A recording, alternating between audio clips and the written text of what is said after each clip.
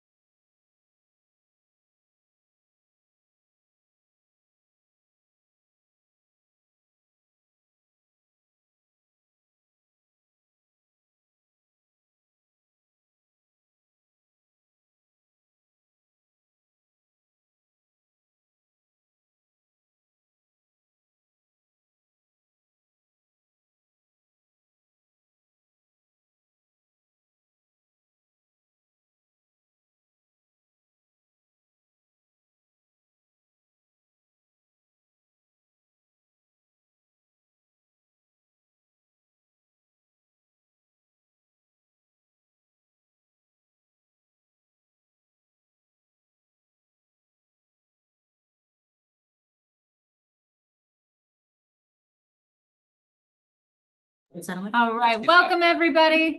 Thanks for coming to the board meeting. I'd like to open with the Pledge of Allegiance. All right, I'd like to introduce Jaden Guerrero. He's second grade student from Soquel Elementary, Miss Cummins' class. Please stand.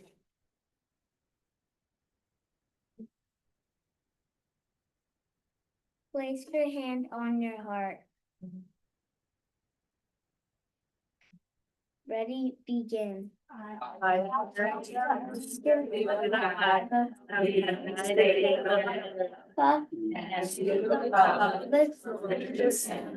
One nation, under God, indivisible, with liberty and justice for all. Right. Okay, we're gonna do the mission statement together. Can I take this off a little bit or lower it? You are, Whatever works. yeah. Okay. Lower it. How does this come off? Maybe. Where's George? I don't know. Do not take it off, please. Oh my God. Okay, all right, well, we'll just do the best we can. Okay, ready? We'll hear you. Okay, we'll do the best we can. Ready? Stand tall, project. Staff, Staff, students, students, parents, parents, and and the community community help ensure that each child child develop develop the skills skills and and character characters necessary necessary for for lifelong lifelong achievement achievement and responsible citizenship in a diverse world. Well. Great. And now you get to stay and they're gonna ask you some questions. Well, we have this lovely certificate about all your greatness that I'm going to read. Jaden Guerrero is a second grade student at Soquel Elementary School. He likes to play football, soccer, and volleyball. Jaden's favorite animals are dogs. He has a dog named Baby. Jaden would like to be a scientist when he grows up. He said it would be very fun to teach other students about science. Jaden's favorite book is Wings of Fire. Jaden is a very kind and caring student. He almost always has a smile and something positive to say to his friends. Does your dog look good? Yeah. Oh. Cute. How old is your dog? She's 1 year old. Oh, she's so little. Oh, how fun. Got a lot of energy. Do you play soccer with your dog? Yeah, Yeah. What kind of a dog is it? it's a pug. Oh, cute. Okay. Oh, that's cutie. And his name, Baby. Okay. Do you have a certain field of science that you want to go into? Like, are you interested in like rockets or, ocean or water? Ethan. Ocean. Yeah, Cool. there we go. Live in the right spot for it. Then you're a fan of book, what Wings of Fire, right? Yeah. Cool. Which book are you on? It's a series, right? How many books are in the series? Probably like, I forget because I That's fine. That's fine. I read a lot of them. Okay, well, that's a surprise. Let's go on to the next one. That's perfect. Like that. I have a question if it's a good time. The Yeah. voice from the screen. Hi, Jaden. I couldn't be there in person. You're in our dual immersion program, right? Yeah. Yeah. If you met a kid who was thinking about doing dual immersion and they weren't sure, would you have any advice for them? Anything you think people should know about it? Are there things you like about the program? Anything, what do you think about learning two languages, knowing two languages, or even more than two languages? It's very fun and it's like kind of hard and it's like very, very fun to speak two languages when you get to learn it. Thank you. That's awesome. I was wondering what your favorite thing about Soquel Elementary is. Everything. Yeah. Yeah. Well, not only do we have the certificate that you can take home, but we also have a gift card to Two Birds Bookstore, which is a cute little bookstore down on 41st. So you can go pick out more Wings of Fire books or Yeah. anything else that you might want to read. So Yeah. give this And if you want to come grab a, we have little prizes up here. Would it little be, goodies. yeah, would it be okay if we took a picture with you and your family? Yeah? Would you guys like to join us? Yeah. It's the strategy first. They can go anywhere. Does that work? Yeah. We know our position. You just noticed how we roll back. That's how we run it. It's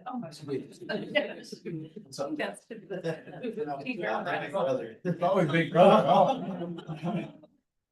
So cute.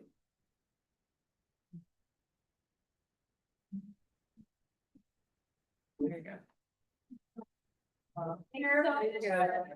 We'll start, yeah. Coming in, it's really nice meeting you. Yeah. Thank you so much. Have a good night. Night. Bye. Tomorrow. What a lovely young man. Yeah. I remember it. It was the first 50. Oh. Oh, wow. Oh. He's matured so much.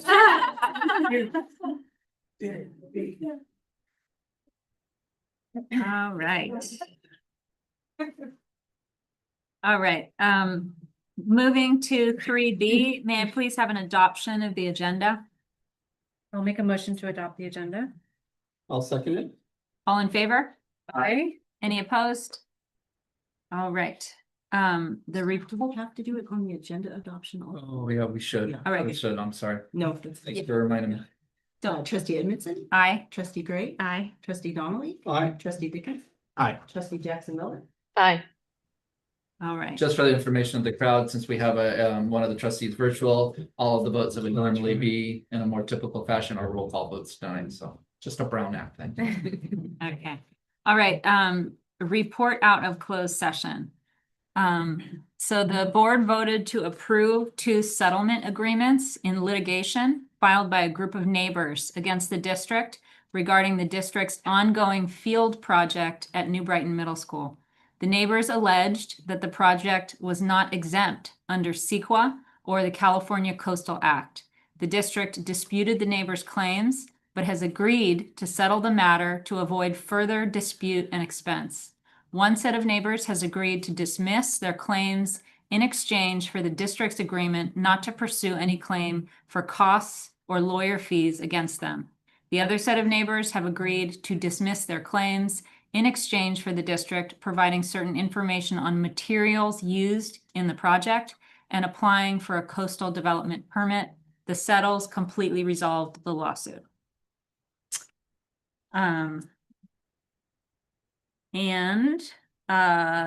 The board is going to reconvene to close session to work on item 2C.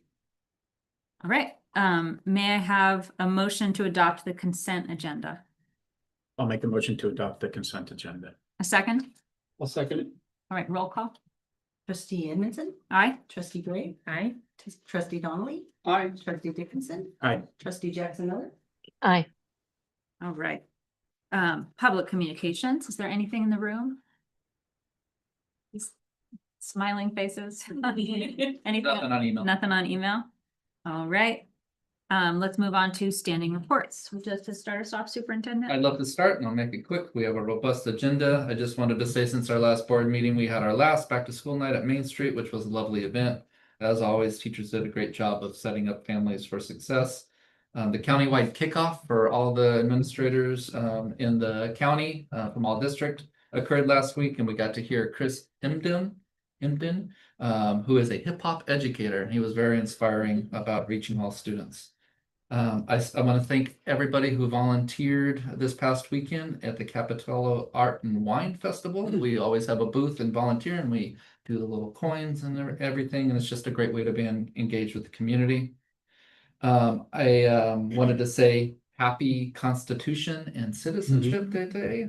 It's my time. And just wanted to say we've had several meetings this week, including the math leadership team. Today we had stewardship. Yesterday we had principals meeting. All great meetings that were all interconnected. Didn't get to go to the math meeting because I had the opportunity to substitute in kindergarten DLI. And I hope the kids are all surviving that. That's all for me.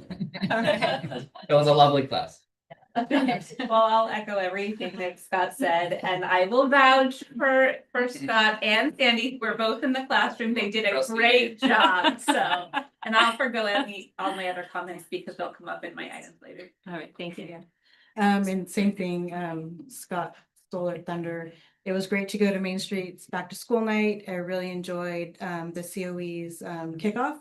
The speaker was great. I really enjoyed him. Super awesome. I was telling Scott, I'm like, you should look into bringing him for our staff. CBO never says. Yeah. that. But other than that, just was busy closing the books and with my field and bond meetings. Right. All right, SEA, we'd love to hear from you. Hi there, my name's Jocelyn Huffaker. I teach the 3rd through 5th grade SDC class at Main Street, and I'm here to talk on behalf of SEA tonight. So members are particularly interested in several of the agenda items this evening, and though many could not be here in person, they'll be tuning in live or recorded YouTube, and they may have questions after reviewing the information. This month's character trait at Santa Cruz Gardens is responsibility, with conversations taking place about how responsibility looks at home, on campus, and the classroom. Weekly SEL classes with Miss Sue are helping remind students about the Santa Cruz Gardens way to be safe, kind, and responsible. Students have started working with Miss Jade on Green Team and Green Team Junior. New Brighton Middle School is thankful for those in the district office who pitched in this last week to provide extra supervision during breaks and dismissal, and are relieved and glad that a new assistant principal, the fabulous Liz Humphreys, has started this past week. Various clubs are starting up across campus, including the long-standing QSA and the return of the photography club and a new environmental club. At Soquel, there will be a multicultural festival this Friday. The garden at Soquel Elementary is thriving, and they are thrilled they were awarded a grant to make upgrades to their garden. TK is using the garden and has started science journaling. Chorus at Soquel Elementary is beginning in October. The 4th and 5th graders will be starting the ukulele. 2nd grade is doing lessons through the SPCA. The ELAP classes at Soquel Elementary are packed with 5 full classes of kids staying busy after school. Soquel Elementary met with the construction company to discuss plans to make necessary renovations. At Main Street, the character trait of the month is responsibility. 4th graders are enjoying their field trips to Quail Hollow Ranch, where they're learning about the rock cycle through an interactive game and expanding their learning through nature journaling. Main Street continues to be an incredibly inclusive environment for our students in the SDC class. They are welcomed by many general education teachers to participate with their grade level in variety of academic and extracurricular activities. Thank you. Great, thank you for that update. SEA, do we have any? I don't have anything from CSEA, no. Or sorry, CSEA? okay. Yeah. All right, update on the bond project? Good evening, everyone. The field's going very well. We're about 96% complete, with a completion date set for October 22nd. As you can tell, the field's going in, and yes, it is a purple track, which is pretty awesome. The pour in place 100-meter dash will go in starting in the early part of October. They've got 2 weeks for that. We think it might be quicker. That's kind of weather sensitive, so just keep it above 50 and maybe some if you guys have that ability, I don't know, put on a lot of important stuff. Above 50 degrees and sunshine is very helpful. With Measure P, we did, Scott, Steve, myself, and our partners from STACT made presentations to Soquel Elementary School staff and New Brighton Middle School staff. Generally, I think the presentation was hugely popular. We got applause at New Brighton, which is, Wow. I just mic drop hit the roof. That was great. A couple of really good input points that they are putting into the schematic drawings. I think New Brighton might be a little further ahead than Soquel, but Soquel's right on their track. And the goal from our team is to get those modernization for Soquel, get those into DSA by December 19th. That gets them in this year's code rules. Every 2 years, DSA updates their code, and it never makes it easier. So if you get it in before the end of the, you're in the old code rules, which is a good goal to have. With the site work, starting to look more and more like Main Street will be the first one to go off for fields and amphitheaters and fencing and stuff like that. They were the first one to get into DSA, and the clock is running on that. So the Stacked is very close to having those plans in. Other than that, I know Stacked is chomping at the bit to make a presentation to you guys here really soon. So we'll work with Scott to get that on the docket. Other than that's all we got. Any questions? You guys are too easy on I it. know. Looks great. Very good. Yeah. All right. If you want to come see the field one day, if you're out and about, you want to get out there and walk on it, just text me, call me, email me, or Steve or Scott, anybody. We'll get you out there. It's pretty cool. Yeah. Okay. Yeah. All right. Thank you. So we Thanks can so rent much. it now? You can walk? Yeah, you can walk on it. There's a lot of the panels haven't been sewn down yet. Some of them are still staked down. Some of them are just kind of laying there, but they're just making such fantastic progress. But yeah, we can go out and walk on it. Very Right. good. All right. Good to see you all. Thanks so much. You bet. Take care. Thank you. Have a good meeting. Yeah. All right. Items from trustees. Amanda, would you like to start us off? Sure, thank you. I will do my best to keep it short. Like Scott said, I enjoyed the final back to school night at Main Street. Great presentations in the classrooms, and we had the unexpected highlight of a student busker. That was great. Fourth grade student, I forget his first name, but that was a real treat. Seeing a student perform. And then also I had a SCSBA, Santa Cruz County School Boards Association meeting last Monday, the 8th, where we had a presentation from Dr. Sabah. He continues to keep us updated on local impacts of federal decisions, and talked about that and countywide efforts to reach the needs of immigrant students and their families. And our next meeting for that group will be early November, but I know you all get the emails, and in the next email with the minutes for that group, you'll also get the slides from Dr. Sabah's presentation. Great, thank you. In the room, another, who would like to start? I'll just follow up. I thought the open houses were a lot of fun. It was great to see, everybody at, Soquel and Main Street, in New Brighton. So just terrific job to all the staff and the teachers really for putting together incredible moments for our parents to come by and see what's happening in all those classrooms. I know when I was a parent, the greatest thing in the world is to see what the teachers are doing and how it's influencing our kids, and to see the engagement from our kids represented on the walls, and obviously the passion and enthusiasm from our teachers. And every classroom that I went into, you guys brought it like 100%. Parents were engaged. The teachers were great. It was amazing experience. And I just wanted to thank you guys. I know we all just want to thank you all for just putting on such a great presentation for our community out there. Thank you. Well, I'll mirror that. Thanks. Yeah, no, actually, thank you. Main Street was fun. It was a fun evening there, and the student doing a solo work, and he was fun to talk to also about music. Just a quick shout out. We're not gonna have a meeting till the middle of next month, but on the 2nd in 2 weeks is National Custodian Appreciation Day.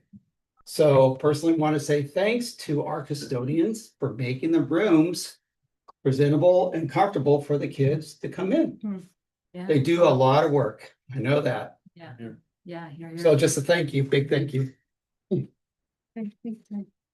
don't have anything to report. I also enjoyed the Main Street open house. So great to be able to see all the open houses and the great things teachers are doing.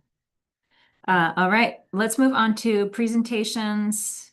The presentation regarding the LCFF versus basic aid funding. Great. I'll just kind of set this up real quick. I do want to set up that the next three items are intentionally ordered in sequence this way.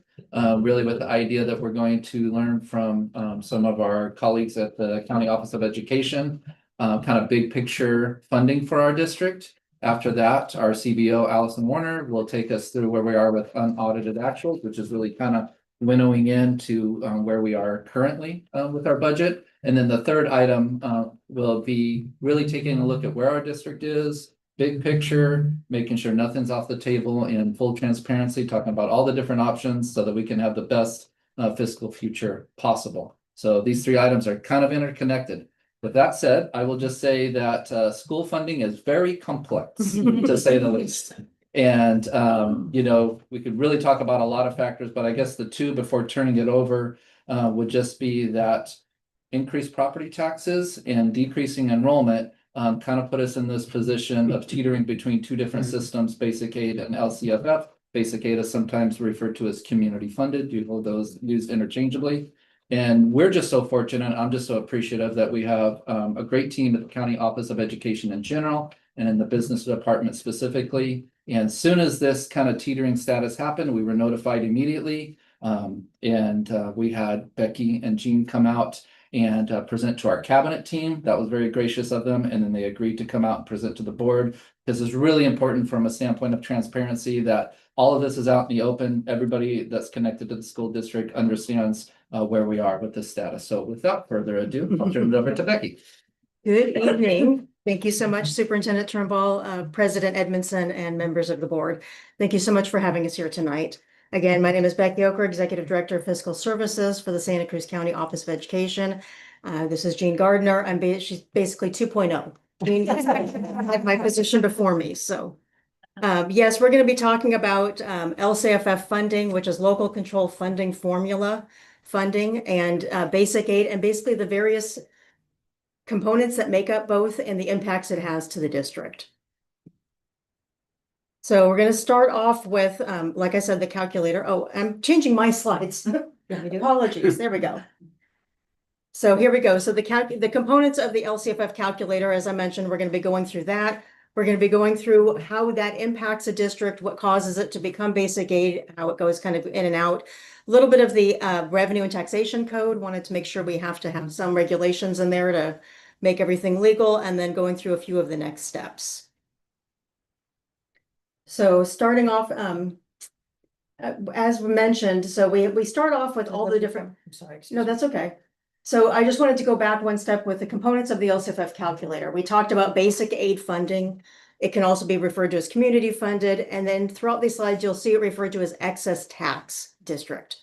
And that is when a district gets more of local or basic property tax funding than what they would get through an LCFF calculation.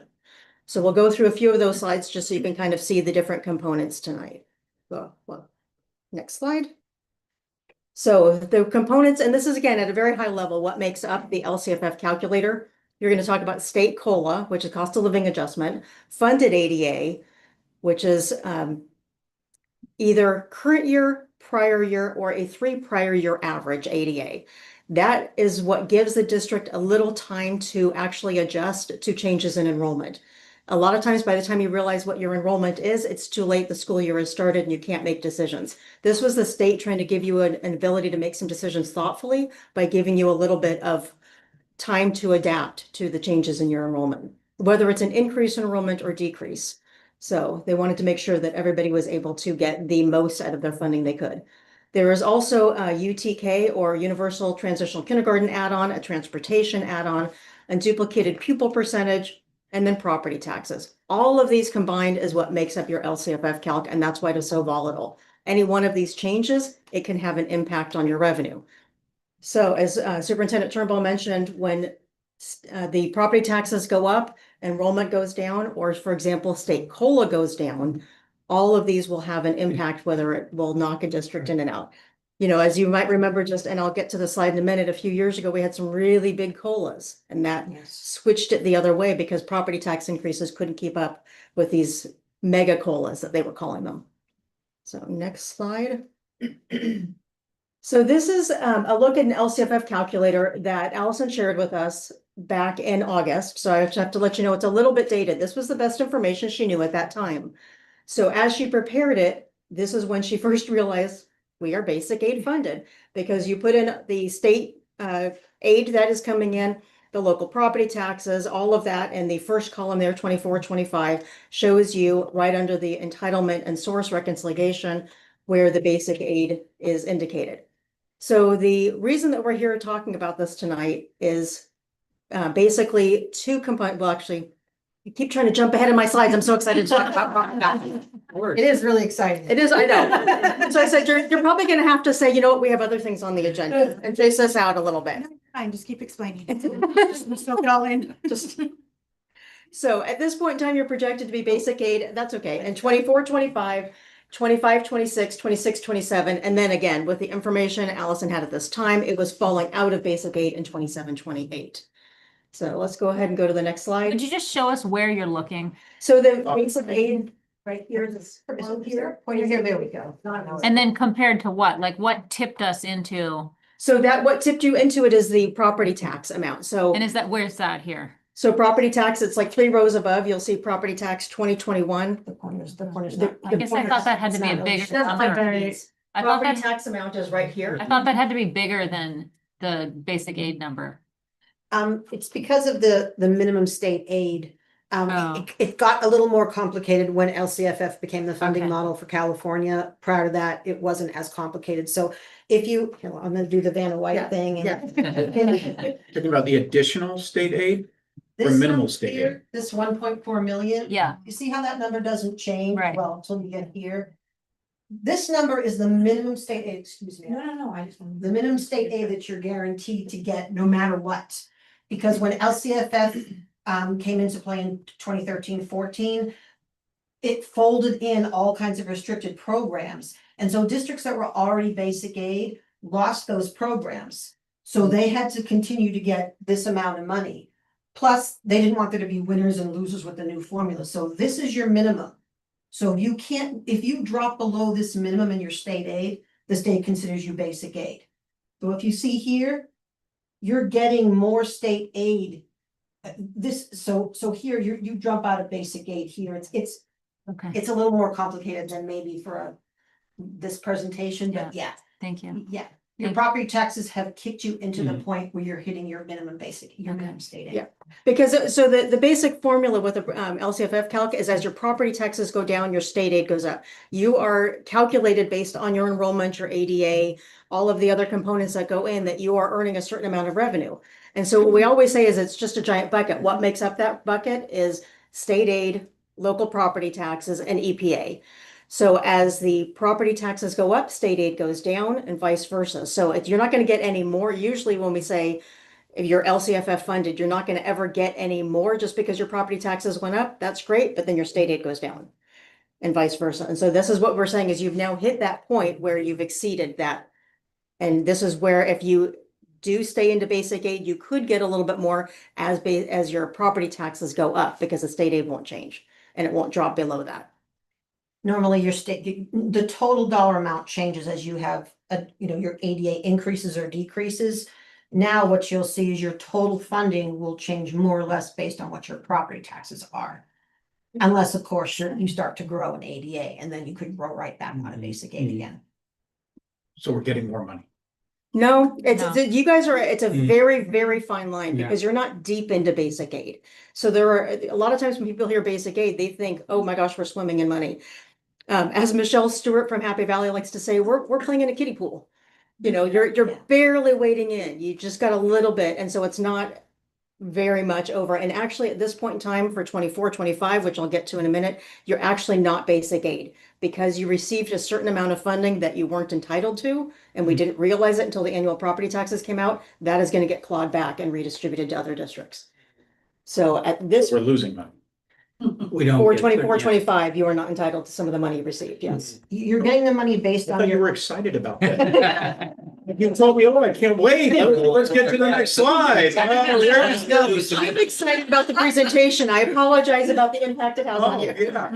I'm waiting for the excitement to hit. We haven't even got to the supplemental taxes. when we- Yeah, I know. Then there's more Yeah. news to share. You're in the lead here. Sure. This might be something that kind of helps. Districts tend to become basic aid kind of two different ways. They either grow into it, where property tax revenues are so large, they far surpass the state COLAs. Like you think Beverly Hills, Saratoga, districts that are deep into basic aid and are getting a lot of extra money. Some districts kind of fall into it or drop into it, where their ADA is dropping so much that eventually the property tax revenue is just going to surpass it. So, and property taxes kind of become a floor. You can't, your revenue can't really drop below that. So you guys are kind of experiencing more of the latter than the former. Right. So yes. That I get. Yes, Yeah. so you're losing ADA and therefore losing funding, and then the property taxes will sort of catch you. And then at some point, it usually takes about into the third year, you'll start to see better increases. And what year are we into right now? Zero. One. Since the first year, yeah. So in 3 years, woo-hoo! Yeah. She'll explain. With that little increase, we will still lose other funding, right? Because Yes. we're considered basic aid regardless. At this point in 24-25, you are not basic aid. 25-26 is still projecting to be basic aid, Okay. but we will have to see how that goes. Because again, it is based on the property tax growth that you're gonna get over 25-26, and right now, we don't know what that is. The county is projecting a 4% increase, but as I'll show you in a few slides, it's still volatile, and we just don't know. Yeah, we're looking, if it's 2.5% increase over prior year, you're not. If it's a 3%, you are. If all of your ADA remains constant and doesn't change from the projections that Allison gave us a couple days ago. So obviously that will change. So there's just too many factors. But yes, if you get Right. more than a 3% increase, you probably will be basic aid. Next slide. Oh, Keep sorry. going down on the job. I know I am. I get talking too much. It's the end of it. Okay, so what I want to talk to you about is enrollment. You guys are all aware of the enrollment changes that you've been experiencing. So about 544 loss of enrollment over the last 10 years. Over the last 4 years, it's about a 58 loss of enrollment per year. So what I kind of also want to mention is that going forward, based again on the information that Allison gave us a month ago, it was projected to be a loss of another 83. So if it goes more than that, so for example, 25-26 is a loss of 28, and then it goes to a loss of 40 and a loss of 15. If you lose more than that, the more enrollment loss and property taxes going up, that is also what's causing the basic aid shift. So, and then again, another factor in this, next slide, is cost of living adjustments. So as you can see across the state, we have been getting roughly about a 2.5% increase in cost of living adjustments, except for about the 3 years around the pandemic. That's when a lot of the money came in. And we had a couple of the mega coolers, a couple of the really big years. Prior to this, I mean, Jean can tell you way back 15, 20 years ago that we had something that my boss Leanne likes to refer to as the 7-Up cola or the un-cola, where they would give you negative colas. Yeah. And so luckily we are not there yet, but we have had a few years of zero cola. So there is a chance again that the cost of living will change. One thing I do want to point out is that year 26, 27, and 27, 28 are the state's best estimates at this time. If you go back to year 2021 and look at what they were projecting for 24, 25, they were projecting a 4% increase. It came in at a 1.07. So just because they're projecting 3% for 26, 27 and 3.42 for 27, 28 does not mean we're going to get that. We usually don't know what the numbers are going to be until spring of the year before. So by April of 26, we will finally get a 26, 27 amount. Hope it's around 3 or higher, but we don't know. So property taxes. It comes to you in over 12 different buckets. There's a whole different lot of segments that you get in property taxes. The two that we're really wanting to focus on are ERAF and supplemental taxes. Supplemental taxes are given to districts that are not basic aid. So I want to point that out and I'll go into more detail. ERAF is Educational Revenue Augmentation Fund.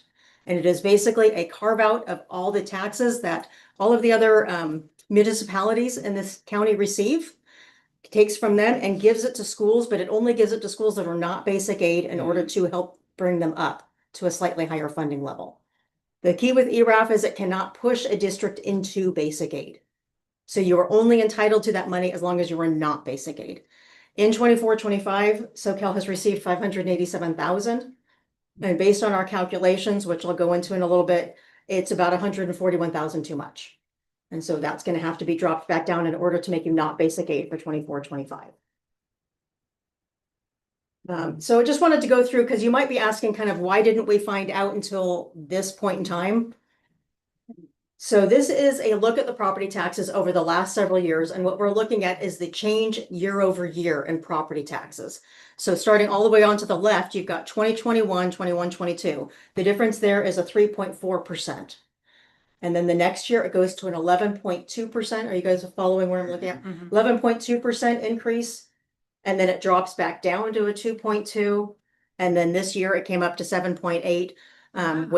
With this change, it'll be closer to a 6.8. But you can see, Can we see the number or do you have, I don't, it's The covered by dollar? the photo, yeah. oh yeah. I'm just curious. You have it here. Yeah. So it's 15.2 is the first one. What's the second one? What's the 20? so 15.2 is 16.4. So $1.2 million. So it's a just under a $1.2 million difference. Yes, ma'am. So again, it's one of those, we don't know. And prior to the pandemic, you were looking at less than a 2% increase year over year. So this is where actually, because with the pandemic, you might remember a lot of people bought and sold houses. And that's when all of a sudden your property tax value started getting readjusted. As you know, when you sell a house, your basis change. And that's what causes a lot of your property tax increases in your county. So if you go to the next slide, Vanna. Oh, sorry. Anna's not doing a very good job here. So this is also just another look at property taxes as they changed between 23-24 and 24-25. George. What I wanted to point out is this is why we at the county office, and of course Allison, was not necessarily aware of how much property taxes you were getting. The county treasury releases property taxes in November, and that's what we call P1. It's period 1. In April for period 2, and then in August for the annual reconciliation. So looking at 23-24 to period 1 in November, you were looking at a 2.5% drop.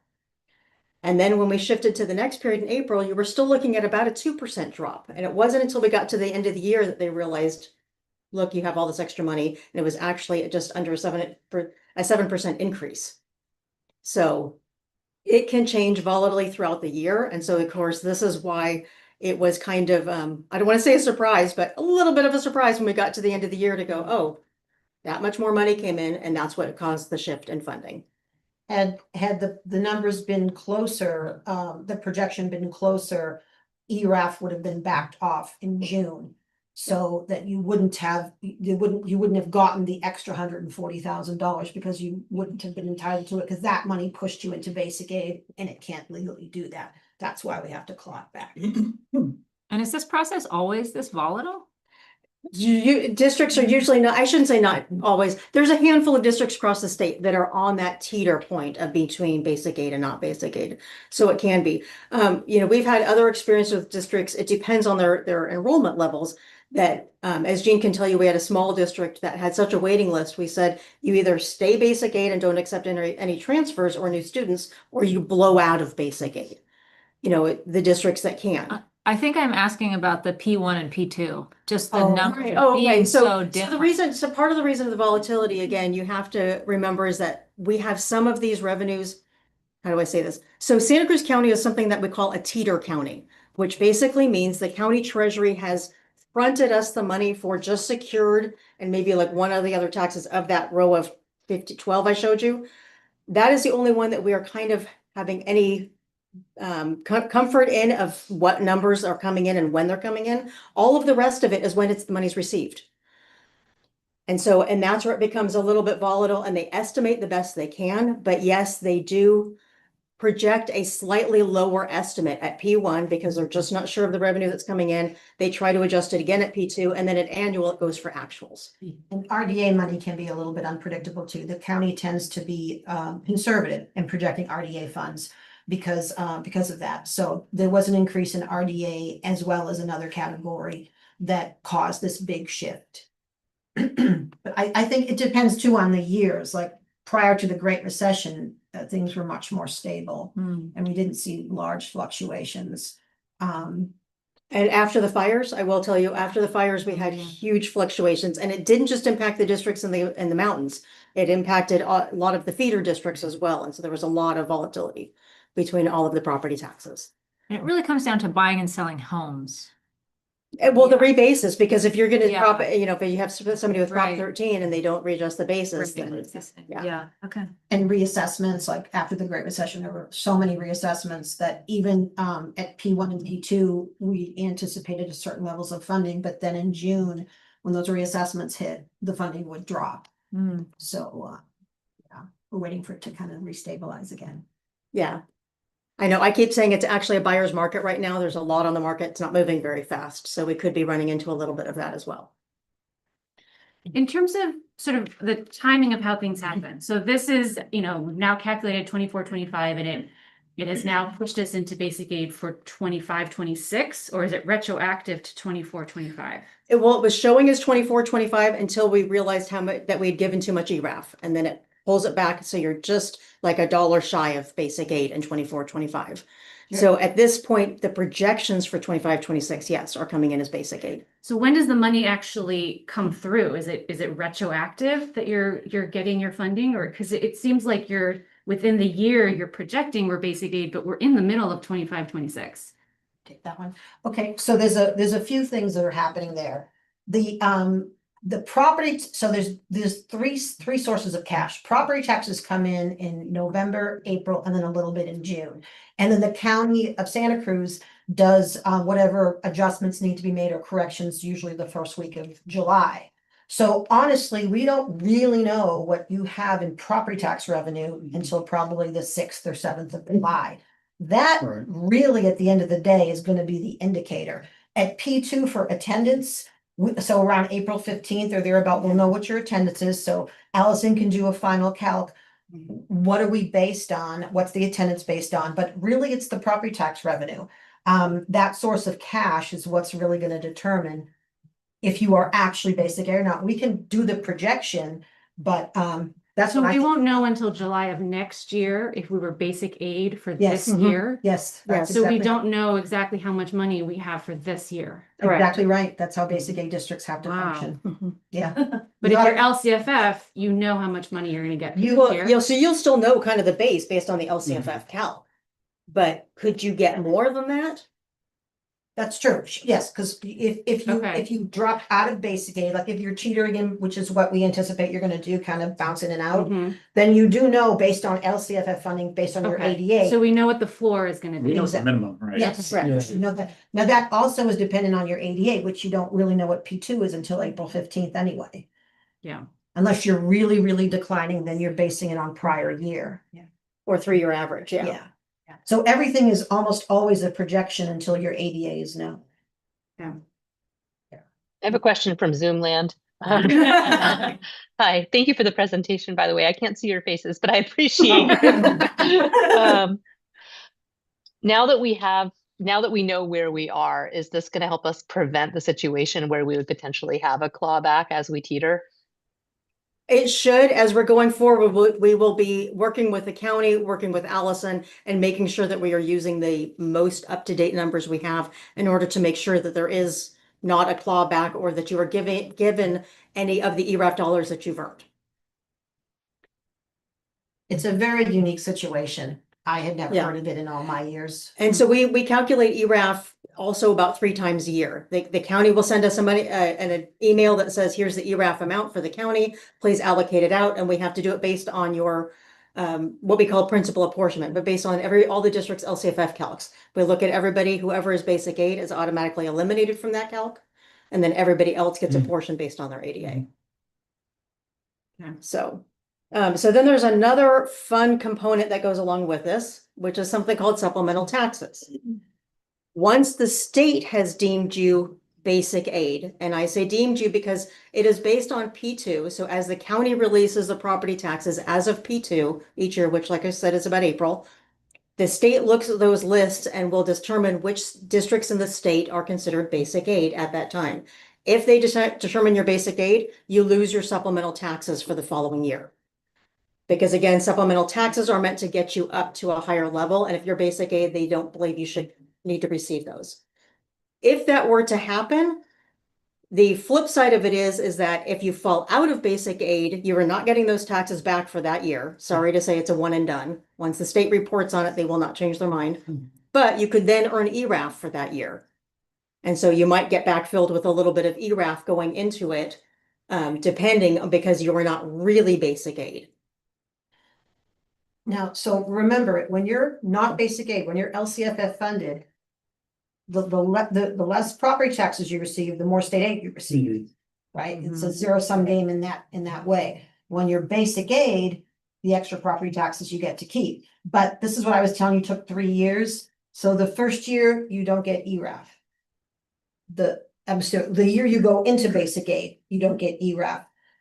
The state hasn't caught up to that fact yet. So normally districts get supplemental taxes the first year they're basic aid, and the second year they're basic aid, those taxes are clawed back. So for you guys, that's $336,000. So that's why the first couple years there's very little change, especially if you bounce in and out. So if you're basic aid, you gotta be really basic aid For it to to make matter. count. Yeah. Deep into basic aid. Little Yeah, tiny yeah, aid, yeah. just a little Band-Aid you need. Right, the I mean, whole it's staff. still more money, it's just a very little bit more money. You know, Yeah. that's the hard part for But people to then you understand. lose the It's other not, funding, yeah. yes, Right. yes, exactly. Also, if you are deemed basic aid, but then you don't get your supplemental tax back, but if you pay your supplemental tax and then you end up being basic aid, you have to give it back. No, not the supplemental tax. No, yeah, if. We don't pay this up. No, you Yeah, don't pay it. you No, know, you're we- receiving That's what it. we yeah. get. So But you if- don't have to, but didn't you just say the year you go into basic aid, you get your supplemental tax, but then the next year they take it back? you just don't get You just allocated don't, it. okay. Yeah. You just don't get it. Yeah. Yeah. So the state identifies those districts usually in July or August for the current year, and they tell the counties, the county auditor's office, who to allocate supplemental taxes to and who not to. So if you're not basic aid, you don't, it doesn't really matter if they misidentify you, Yeah, because you're just yeah. gonna get more stated. But if you are basic aid, then yes, you get those dollars, you don't get Yeah, them allocated. Okay, But so the problem becomes if you bounce in and out, the state can't keep up. yeah. And so you may have bounced out and become LCFF and then bounced back in and deserve them that first year, but you may not get them depending on how it comes out from the state. Yeah. Does that make sense? It does, Yeah. but it's never lower than that bottom Right. threshold that you talked about. So it's again, well, that bottom threshold, but then you're gonna have to take off the supplemental taxes, take off any ERAF. Yeah. So theoretically, by that point that you Oh. lost the ERAF and lost the supplemental taxes, the rest of your funding has either increased through property taxes or you are lowering your state COLA enrollment to the point where your base has changed. So you will always have an LCFF floor. It's just that floor could be moving based on what your enrollment is and what the other components of it are. And I referred to the property taxes as a floor, because if being a property tax like district that where your property taxes are right under your LCFF, that's gonna be for you, your funding floor, so to speak. It's Yeah. not really referred to that at the Yes. state level, but as long as your property taxes don't crash, if your ADA continues to drop, you will hit basic aid, and then you'll just get the property tax increases year over year. Okay. You guys are asking really good questions. I mean, I know it's complicated, so thanks for that. Yeah. You So the both are knowledgeable. Thanks. We can bore you for hours. So the next 3 slides are just all about ed code or tax code, sorry, revenue and taxation code, mostly 97.3.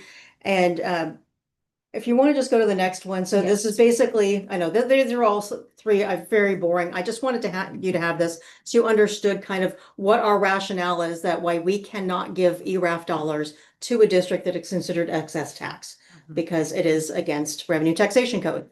So it basically cannot be allocated to basic aid districts or cause a district to become basic aid. And then what this the code goes on to say is ERAF basically property taxes aren't at a fixed point in time. It is volatile as the things changed, and it's judged at each certification period. So it's not just at one point in time. They look at each certification to determine if you're basic aid. So one more, and so again, at no point should a entity be, or money be allocated to excess tax entity. So, wanted to make sure you guys all understood that before we get into our spiel on why this impacts your cash flow and reserves. Everybody's okay? Jump in. Okay, so basic aid districts, so whether you're just in the like the puddle of basic aid or, you know, you're deep in the end, cash flow becomes a much bigger problem. Usually we don't really talk about cash flow because it's something only the business office people really even pay attention to. But property taxes only come in December and April, the bulk of it, and then a tiny little bit in June. So November and March and sometimes May and June become cash poor months for basic aid districts. Because of that, reserves are so much more important. I mean, they're important for all districts, but for basic aid districts, they become so much more important because you need that cash to be able to make your monthly payments. Payroll, accounts payable, everything. So it just helps a district become a little bit more discerning on and not so reactive. When things happen, you have a little bit more time to make thoughtful decisions rather than just necessary ones because you've run out of money. So this is what we're trying to give you, help you buy the time. Fund balance, of course, as you know, does not mean cash. You have accounts receivable in that, you have other things. Cash is very precious, especially for basic aid districts. Even if they're deeper into basic aid, you have a lot of outgo and your inflow is much more rare. Is So- LCFF, are there monthly payments? for Yes, that? Yeah. principal apportionment Principal comes apportionment, monthly. yeah. But again, as your property taxes go up, the amount of money that you're getting from the state goes way down. So although you're getting it monthly, you're getting a very small amount monthly. So that 1.4 million is your annual amount. So you're getting that in 12 payments. It's very low. And it's not even an equal 12 payments. They call it's something called a 559. So you get 5% over the first 2 months and then 9% after that. And then it becomes 1/5 of the remaining balance. Nothing is easy in state funding. You don't want to know anymore. I We know. won't bore you anymore. No. But when you're basic aid, it's not a monthly. The state aid is still monthly, Yes. the state portion that comes in, but just the property taxes. The property taxes, and Yes, how that- frequent is that? No, it's December. It's those Sorry, two December and things you April. talked about. So if Yeah. you guys are paying your taxes, because anybody who owns a home pays Oh, yeah. property taxes, you pay them in December and April, that's when we get the money. Okay. It's about 50% in December, about 45% in April, and the remaining 5% usually comes in June. Well, and we get little trickles, like I said, because the only amounts we're guaranteed in December and April is, like I said, the secured portion. So if everybody pays their taxes, that's great, we'll get it then. Mhm. For anybody who doesn't pay at that time, we get the majority, the secured portion then. All of the other taxes that you saw on that screen, we get trickled in throughout the year as it's being paid. So I just wanted to bring up this slide to kind of talk about, as Jean was saying, the importance of statewide, of reserve for economic uncertainty, to have really, really high reserves. So we wanted to show this to show what statewide averages are. So for districts either in elementary, and it just so happens that elementary districts and districts between 1 and 5,000 ADA, two different categories, are both about 25% is what the state's recommending. So just to give you guys a point of comparison, obviously the state minimum reserve is 3%. Your reserve at adopted was 6.5. So to put that in slightly different numbers, the state minimum reserve is 720,000, which is what you had it adopted. That's your 3%. 1 month of payroll and expenses is about 2.1 million. So that won't even get you through 2 weeks of functioning. So although it says, the state is saying, yes, you must have this 3% set aside, it's not going to get you very far. So if we want to go, so the next slide is just basically talks about the calculation of a reserve. So it's your unrestricted ending balance in your general fund, plus anything you have set aside in, say, a Fund 17, divided by your total expenditures and transfers out. So this is just in case you were wanting to do a little quick math. Looking at your budget, this is how you would get there. And then, of course, this is all from School Services of California. They talk about the reason it allows you to be more strategic in your planning, is why you should have such adequate reserves. And then Jean and I went on a little bit more of our soapbox on the next slide and just talked about all the different things that are impactful and why reserves are so incredibly essential to districts.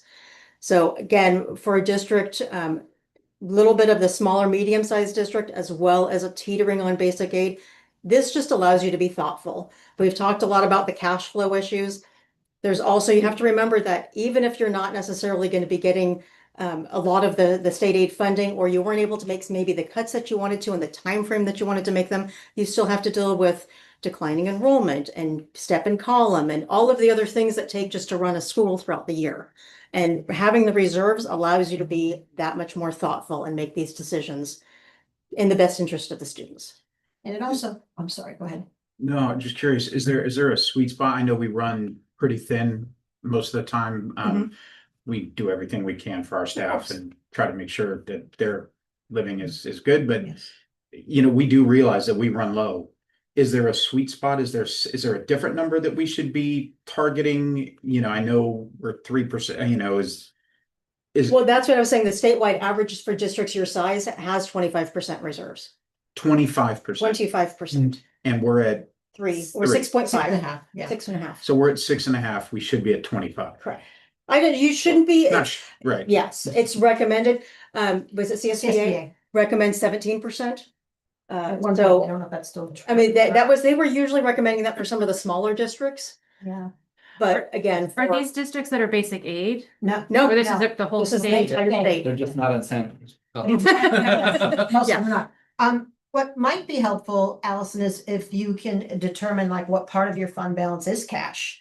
You know, what part of your reserves is cash and what that equates to. That might be helpful to really see what we're talking about. If you have a 6.5% reserve, but only 3% of that is cash, that's what you really want to focus on, is building your cash reserves, not just your reserves.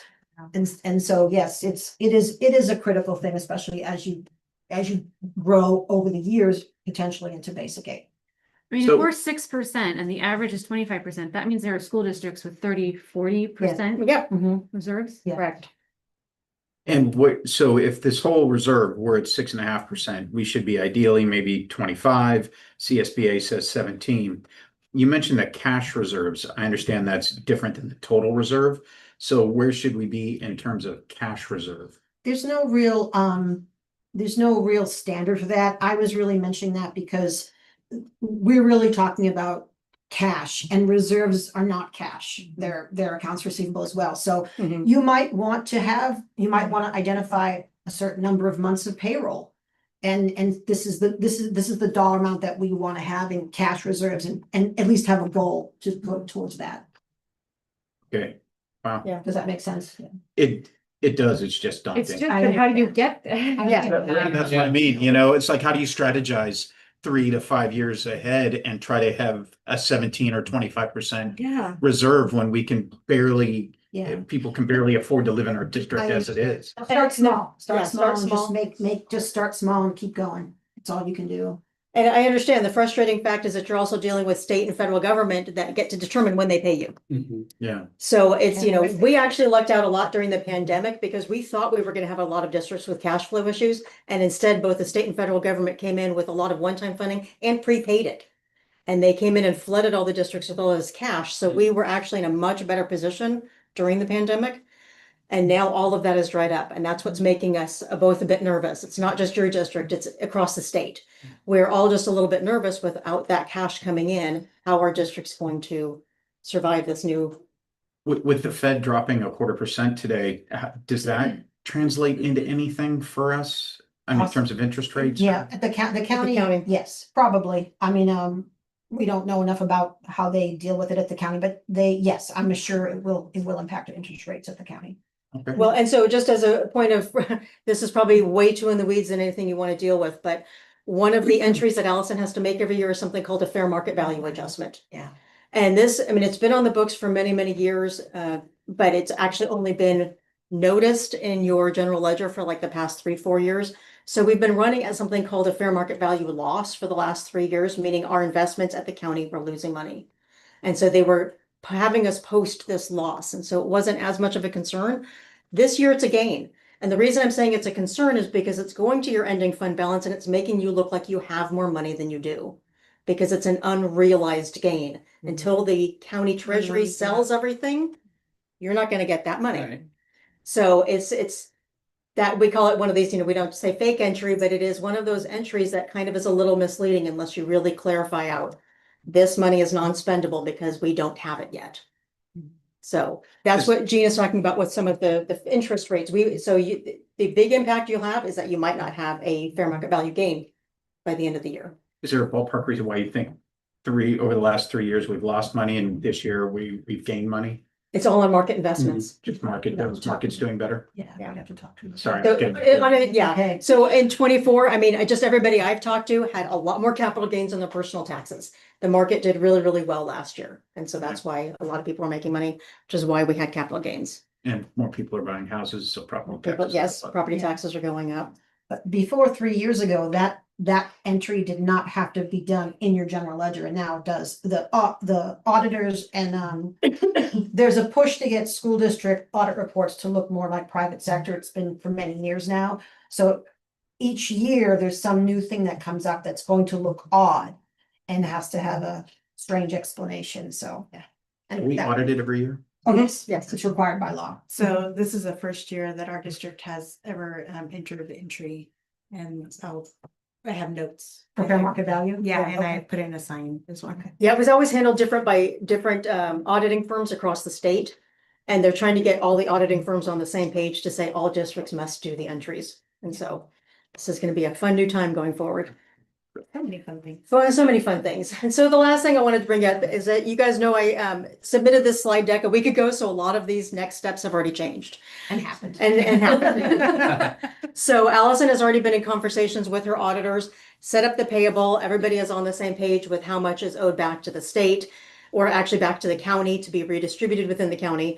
We have already been in contact with the CDE. They are actually reopening the property tax reporting window for last year, so we can re-report that. So that way the LCFF calculator will now match what has been reported at the state. And so everybody is on the same page and the state is waiting for us to make that adjustment. We're going to work with the county treasury on that to get all of that paperwork submitted. A little too in the weeds, but basically we have moved beyond basically getting the amount clawed back for 24-25, and it will be redistributed to the other districts. Throughout the next year for 25-26, we're going to be working very closely with the county treasury, with Allison, to make sure that we are all on the same page with how much money we believe is coming in for property taxes, where SoCal is at each point throughout the year. So that way we can make really thoughtful decisions on how we're distributing the ERAF dollars and how much SoCal is entitled to. So that is it. Are there any other questions? I didn't wait till the end. Walk us throughout, absolutely. Totally fine. I have a question about the ERAF dollars, so that we got overpaid 141,000. Mhm. So then now we're in a position where we need to make that up somewhere in our budget. Is that where we're at? No, because because ERAF cannot push you into basic aid. We pull that back, and now you're at where you should, your LCFF calc is exactly where it should be. You were overpaid ERAF, because you get to keep your extra property taxes when you're basic aid, but ERAF can't push you into it, so we had to back the ERAF off, so you're right at your LCFF calc number for 24. So you took that money back? Yeah. So we Yeah, just lost yeah. $140,000. Well, So we- Well, but to be honest, I'm not even sure you realized you had the 140,000 because it wasn't until the end of the year when Allison looked at it and said, Okay. yeah. So we weren't. Because you weren't counting- basic aid, so Yeah. you weren't entitled to that money. Okay. You had to pull it back. So she had done the calc and said, here's how much I'm getting. And then when she looked at it again, it was 141,000 too high, basically, and said, I think I owe the money back. Okay. And so this year we'll probably hold off Gotcha. giving you any ERAF and seeing if in fact you are basic Right. aid on June 30th or shortly thereafter. Right. And if you are, great. And if you're not, we'll have to redistribute the ERAF when the Yeah. county closes the year. Yeah. So what are the main things that we should be thinking about and doing as we're now in basic aid? So it sounds like number one is thinking about how we can shore up our reserves. Yeah. What are some of the other things that we should be thinking about from a fiscal perspective?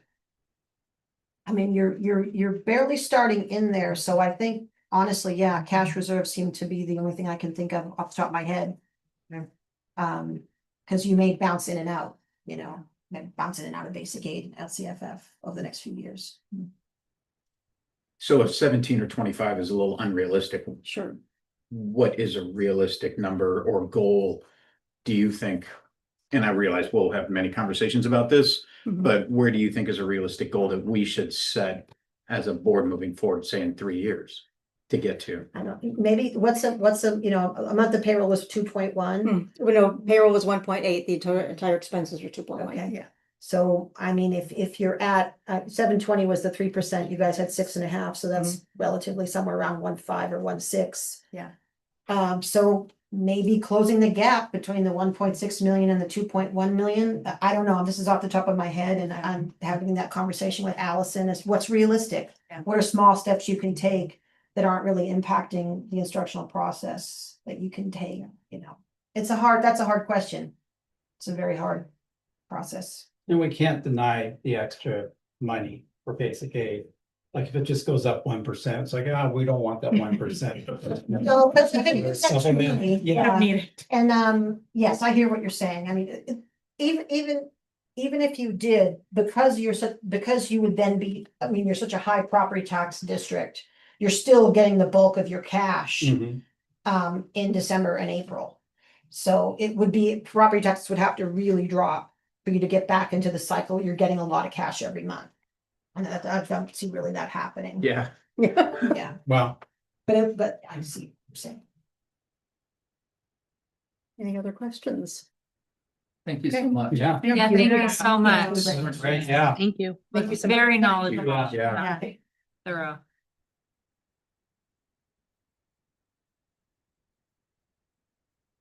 Make this a part, this an annual report. You guys come every year.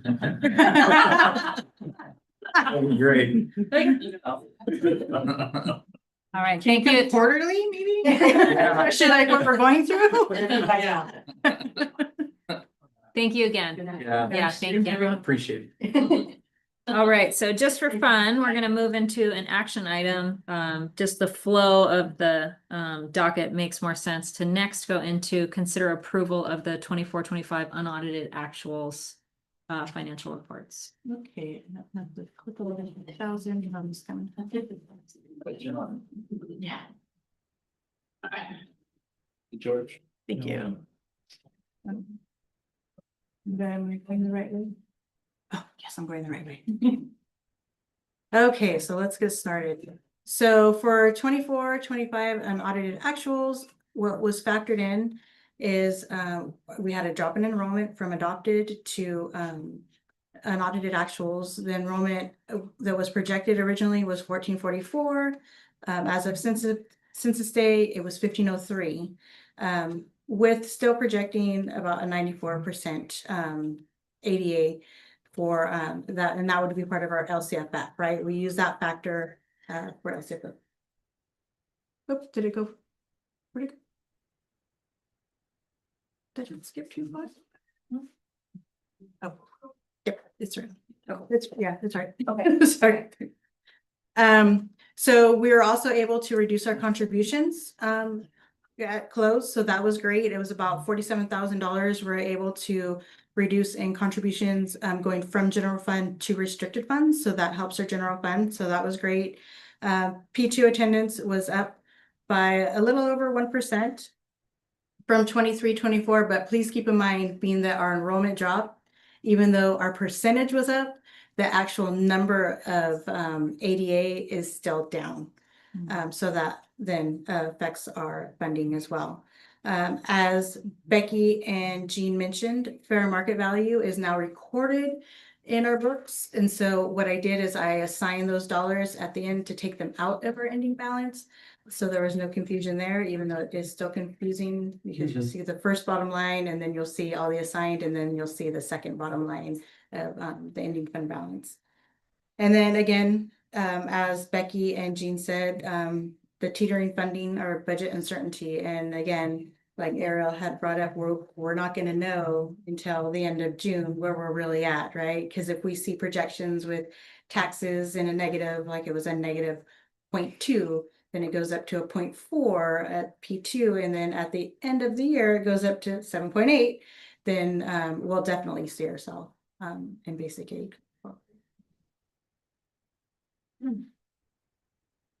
And just to talk a little bit about budget uncertainties, again, they covered a lot of it, so that was great. So how our budget uncertainties really impact our funding. The apportionment distribution, as they said, if we're basic aid, we won't receive monthly distributions. We'll receive a December and April distribution. So then again, it affects our cash flow. And then the importance of higher reserves. So that's something that we really need to talk about, and we can come up with a number that we all feel comfortable with and so forth. The process of ERAF, the Educational Revenue Augmentation Fund, as they went over as well. They go ahead and distribute, and they will adjust accordingly based on where we're at with our taxes. And again, I will be working with them on a regular basis with, our enrollment, what our ADA is looking like and so forth. So that way we can really kind of hone in and do our best estimate with the estimated taxes as well until we get to the end of the year. And then just to touch again, that supplemental taxes, if the state does say that we're basic aid and they send us a letter in July or August, and then that means for that year, we wouldn't receive the supplemental taxes. And for us, the amount of supplemental taxes received in 24-25 was about 369,000.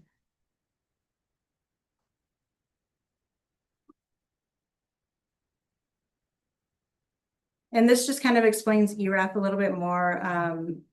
Again, they did a great job explaining it. So I'll just go over the number piece right here. So the $141,000 is what Becky and Jean referred to as the amount that we would have to pay back.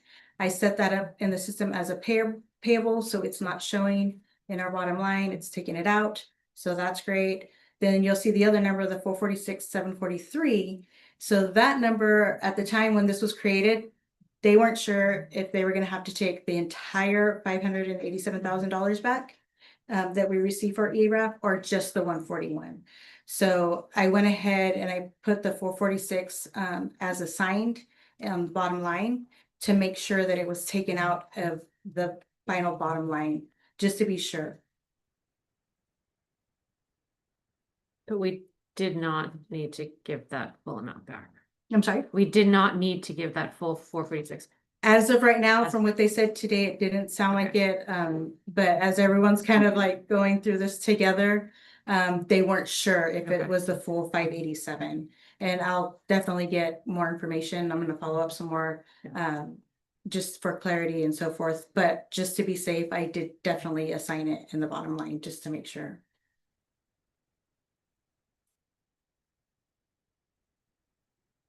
Okay, so then comparing estimated actuals to audited actuals, we'll look at the differences. You'll see that for revenue, we're up at closing about $437,000.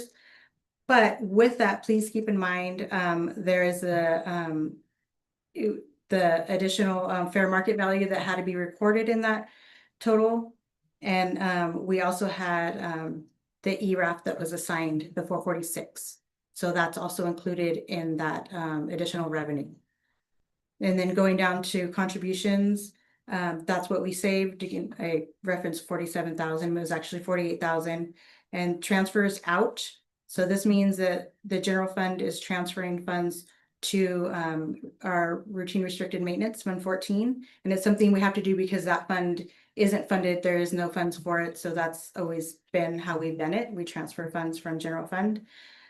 However, we didn't have to do that this year. We only had to do about 4,000. So that was good. We still had some excess from the previous year. So I just kept it from exactly what we needed in that fund instead of transferring anything excess. You'll see that at estimated actuals, I had an estimate of 367,000 for our maintenance department for the general fund maintenance. We ended up transferring about 404,000, and that comes from Fund 25. So that is a required transfer that we have to take from 25 to fund our maintenance department. So that was up slightly, about 37,000. Our total expenses were down. So that's great. So they're down about 395,000. And that was really savings across the board in the unrestricted fund. you know, salaries were down a little over 100,000, as well as expenses, anything from supplies, services, et cetera. Those were down altogether about 400,000 roughly. Then you'll see our line for decrease and increase. You'll see that if you look at the first column, for estimated actuals, we're projected to be deficit spending about 1.3 million. Going into unaudited actuals, that dropped to 339,000. And again, we have the additional ERAF that's in there for the 446. So that would have to be taken into account in the instance that we have to pay that back. So that would come off of the 999 that looks like savings right now, and as well as the fair market value of the 78,000 that's in for fair market value, because it's not material.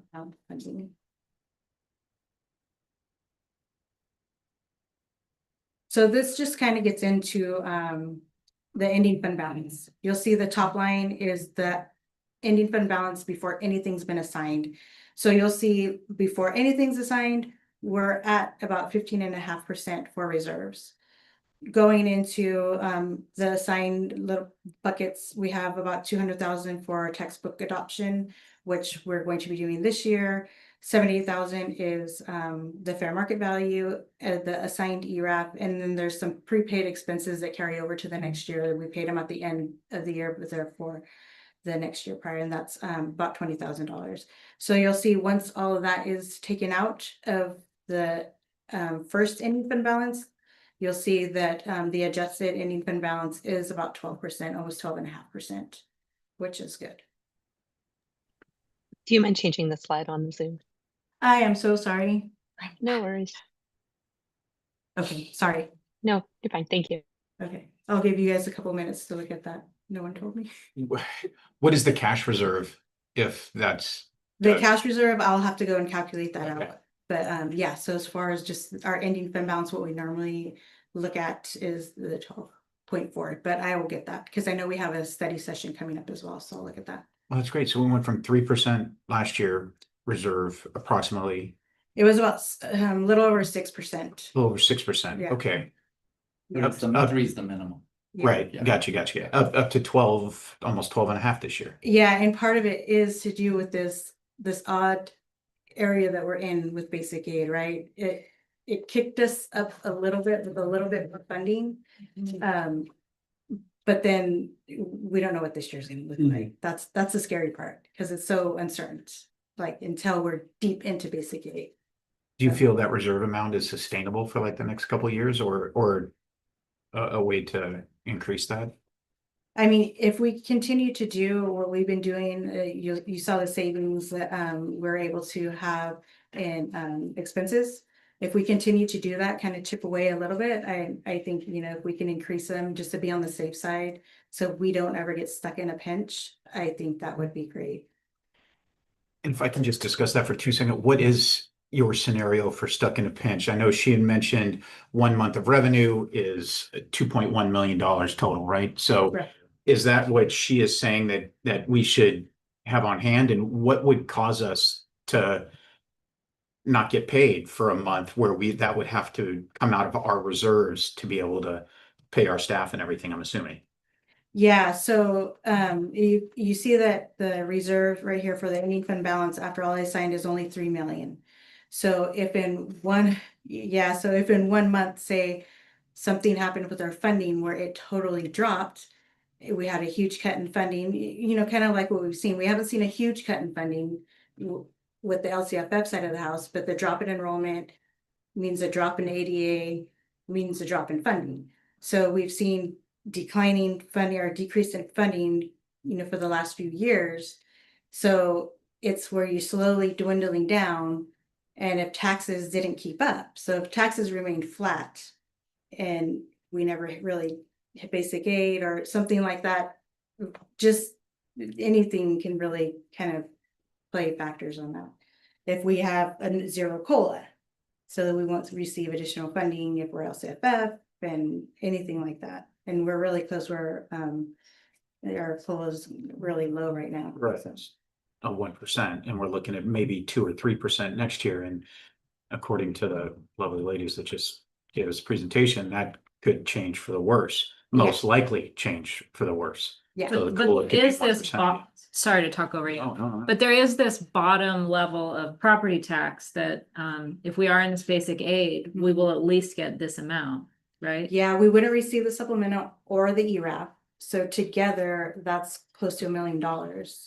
If you calculate what we received for 24-25. So if that goes away, so if say next year in 25-26, we become basic aid. And it's before the state sends out their letters in July or August. And they say, okay, you're gonna be basic aid for 26-27. Guess what? That $1 million goes away. So if that $1 million goes away, then our funding is not gonna be where it currently is right now, because we're gonna see a shift unless our property taxes went way up to kind of make up for that difference too. But then that's where those reserves come in. Yeah. Yeah. Scary. Thank you. Until we get deep into it.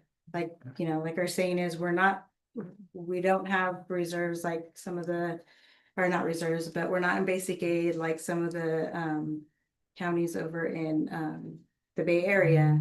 We're barely there, so it's kind of a gray area, so.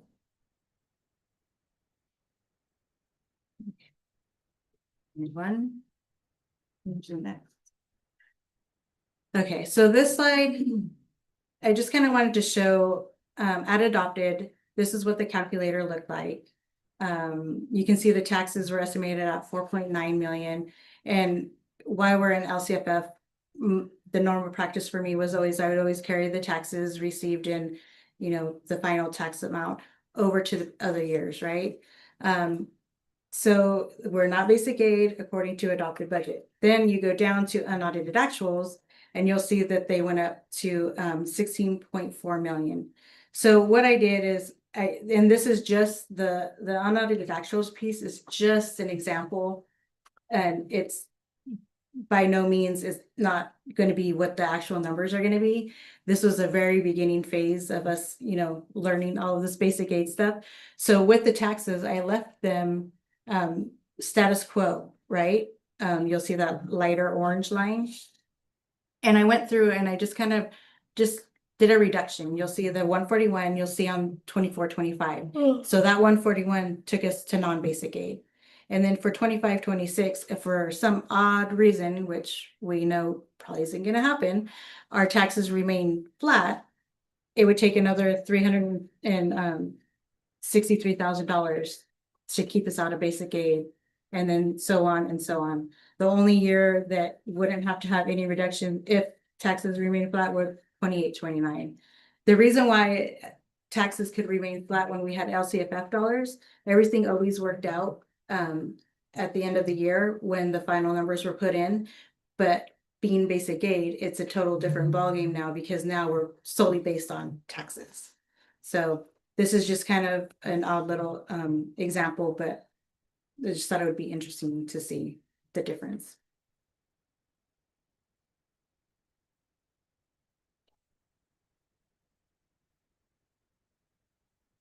So this is just a slide showing what our ending fund balances are in our other funds. For child nutrition, that's a great balance to have. I know when I was at the district, prior to my time here now, I remember we'd always have to borrow from general fund to help out CNS, but this is a really great position to be in with CNS. I know last year, the ending balance was about 988,000. So we're still doing great. Amanda did a great job using the KIT funds, the one-time funding, for all supply, like, you know, big projects that she needed, replacing, you know, warmers and, you know, any other equipment that she needed that she didn't have available to her staff to make them more efficient, and even for scratch cooking and so forth. So that was amazing. Our bond, we didn't have a lot of spending yet in 24-25, so we still see a pretty good balance in there. Capital facilities looks great too. Now with us having the bond, our capital facilities fund is kind of going up a little bit more, so that's great. And then you'll see that our Fund 35, our field matching funds, again, we still had almost the full amount in there because all of our projects really started in July. Was when we started getting the bills for to pay for the field, so.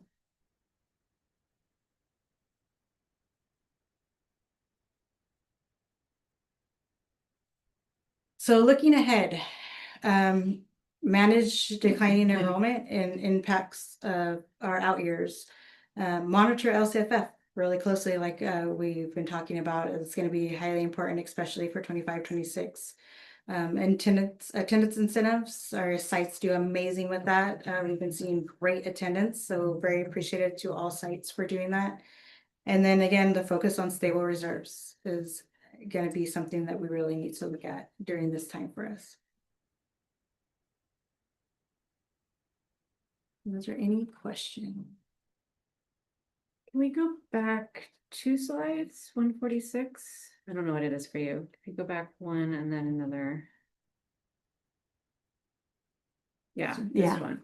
Okay, so the very bottom row, the amount of ERAF that would need to be taken out. That's not saying that we are net losing that money, because your assumption is either way, whether basic aid or not, we're getting that total funding source in that row that year. Yeah, so it would be deducting it. And that's only if, which wouldn't really happen if it was status quo Yeah. going across the board. Yeah. So we'd have to reduce the ERAF, kind of how we had to do in 24-25. Yeah. For the 141, it'd be the next year doing the 363. Yeah.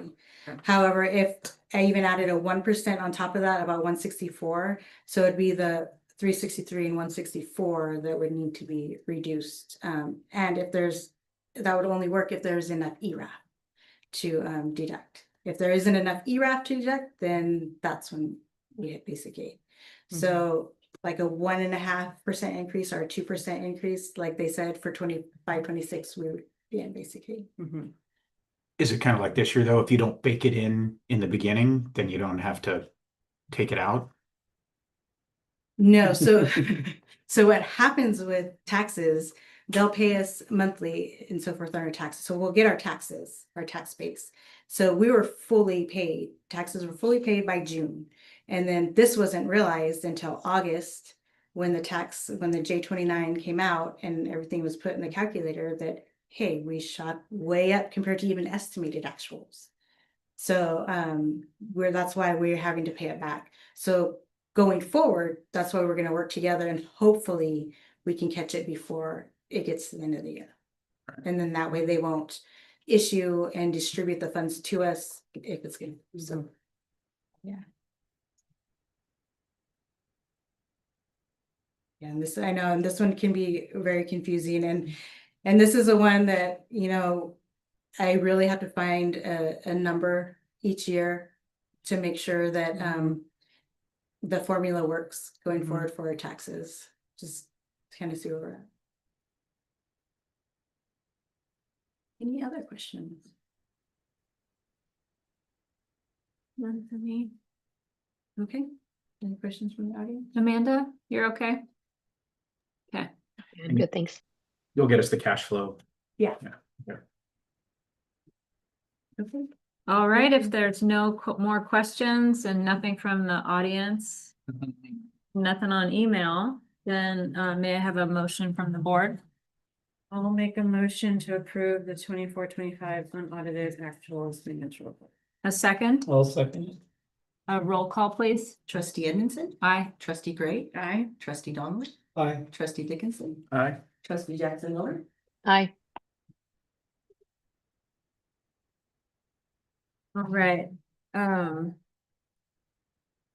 Presentation item, discussion regarding our district's future and declining enrollment. Thank you. So obviously all very interconnected, as I had said, we've kind of heard about this big brave new world of basic aid or community funding and kind of where we stand in that. And we just heard about our most current budgetary outlook from a more specific lens. We've been talking in our district for many years now about declining enrollment, so it's not a surprise. And we just wanted to make sure that tonight we had the opportunity to just have a general discussion about the future of our district, in light of declining enrollment, with as much budgetary information fresh in your mind, without any pressure to make decisions, but just to have this discussion, get informed, and perhaps give district staff some tasks to bring forth in the future so that we can continue this really important discussion as we look down the road in the future of our district. So we have several items to look at. They're mostly short summaries, with the idea being that we're going to look at many items at the surface level tonight, with the possibility of, again, the board tasking me and my staff with looking more in depth in the future at some of these items. So when you have declining enrollment, so you're deep into basic aid, as we've learned, you're looking at declining revenue, and you have to make decisions accordingly. And so the first attachment in this item is what has been our approach, which has been a gradual approach. I refer to it as the buckets, and just because it's a kind of a simple way to wrap our minds around it, is we've seen this issue coming for some time. We've wanted to be mindful about addressing it in the most humane way possible. And so for me, that means avoiding layoffs. So anybody that wants to work here, we're not laying them off. We haven't laid them off. And avoiding, I'm just going to say it, avoiding school closure. So in my mind, that's how can we do this? Working very closely, obviously, with Allison and the rest of our leadership team, is how can we, you heard in her budget that expenditures have gone down. How can we do that in the most gradual, most humane way possible? And so some of the buckets, we have this bucket of reduced FTE. So as enrollment goes down, the number of staff serving those students goes down, expenditures go down. Now, how do you do that without a layoff? You capitalize on attrition. So when we've had folks retire, for every position, both at the classroom level, where it's all based on number of students and ratios, and both, so obviously that number has gone down. We've had retirements. We've had folks go to other places, other opportunities, and not backfilling all of those positions. So you reduce revenue without a layoff. And then also, probably harder decisions is positions that aren't driven by a ratio. For example, we recently had Allison's right-hand person, the assistant to business services, retire or resign from the district, and we did not backfill that position.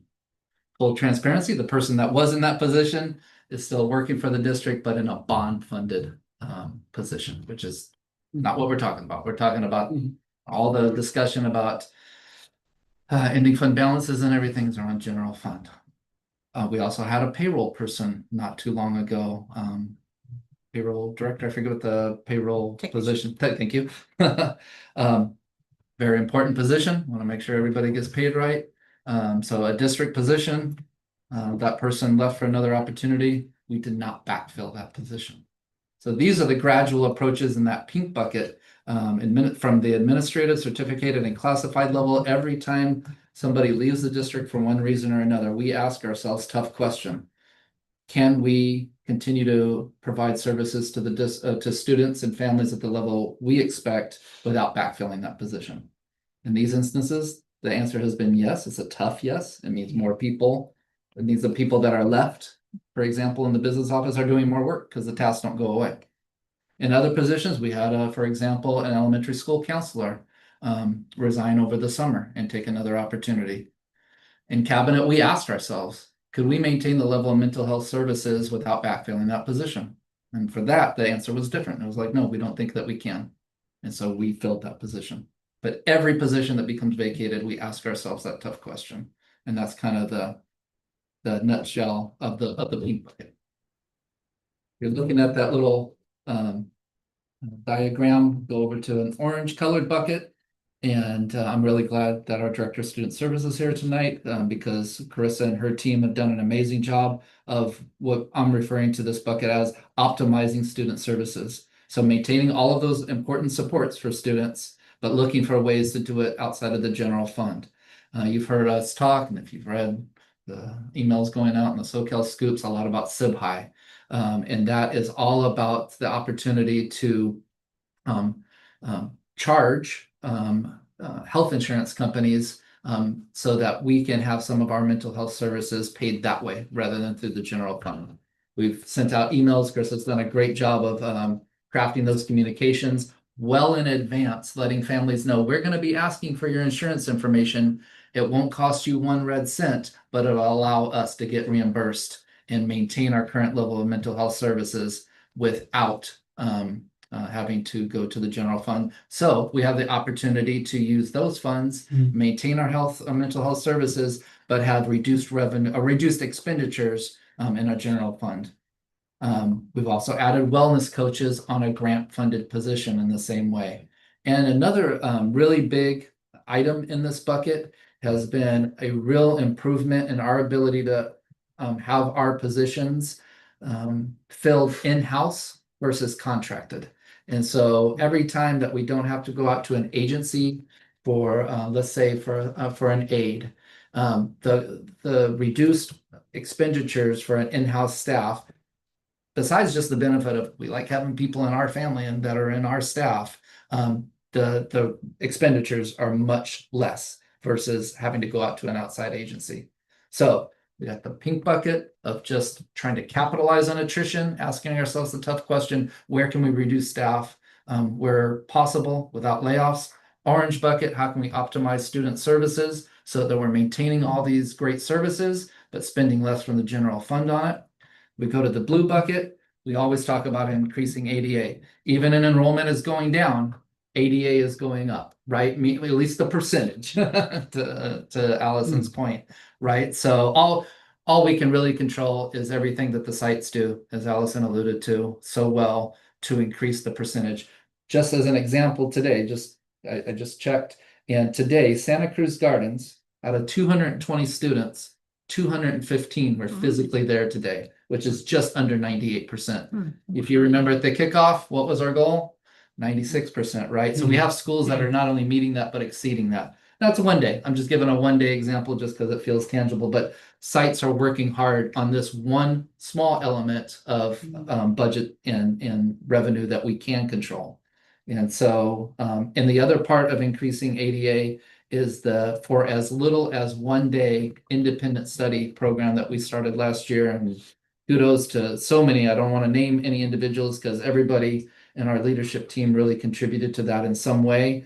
And while it's available for districts across the state, without patting ourselves on the back, I will just venture to say that our district has really taken initiative to be on the front edge of communicating to families like, look, we're not encouraging your student to be home, that nothing replaces physical attendance, right? But if they had to be home for one reason or another, and they're not so ill that they can't do anything, here's a way that you can still do some learning at home, which is the most important thing. And then a great secondary byproduct is we can get that funding if you'll fill out these forms for us. And the forms that have been worked on, in my opinion, are very elegant as they can be, given that paperwork is paperwork. There's a way to do that for parents that isn't overly cumbersome.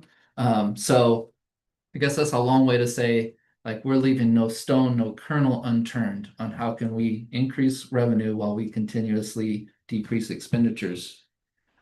We were kind of taking a look at the next bucket, which is a discretionary block grant, and that's a one-time funding source from the state. At the time we were developing this, it was a maybe. Now we have those funds, and we're looking at how can we use this rare one-time group of funding. Of course, for COVID, one-time funding, as was mentioned in the previous presentation, there was a lot of it. And now not as much. This is one block grant that we have access to try to put into this mix of gradually offsetting declining enrollment rather than an extreme measure like a layoff or a school closure. And again, all of these buckets together to avoid. That's been our approach, right? And what we want to do tonight is like make sure that we're in sync. This has been our approach. This is my belief. I'll say as the superintendent that we do these things in the most humane way possible, even though they may seem gradual in nature. But we don't put our heads in the sand and avoid more extreme ways to deal with this. And that's why we have the following attachments to this item. And I'll just go over them very very quickly without going super in depth, as I had said. So what are other ways? There's only a handful of ways. Like the whole thing is, I'm speaking from a general term. We've heard very specifics, about budget from the two earlier presenters, very specifics about budget from our CBO. Now let's talk big picture. Like, what are really the only ways to address this when a district is in a state of declining enrollment? It's either reduce expenditures, which I just explained how we're trying to do, or increase revenues. So what are ways that a school district can increase revenues? There's not a lot, right? And so I'll start with school closure, not a way to increase revenue, but a way to increase efficiency. So if you take a look at, basically each one of these has pros, cons, and processes. And then again, as I said, we can go more in depth into some of them in the future. But for a school closure, if you just look at it from a non-emotional point of view, from a spreadsheet kind of view, like it's a matter of efficiencies. You can increase efficiencies by closing a school, right? Like you need one less principal, you need one less office manager, you need less custodial, right? Like you go down that list, there are some savings, right? Like should just call out objectivity for the sake of objectivity.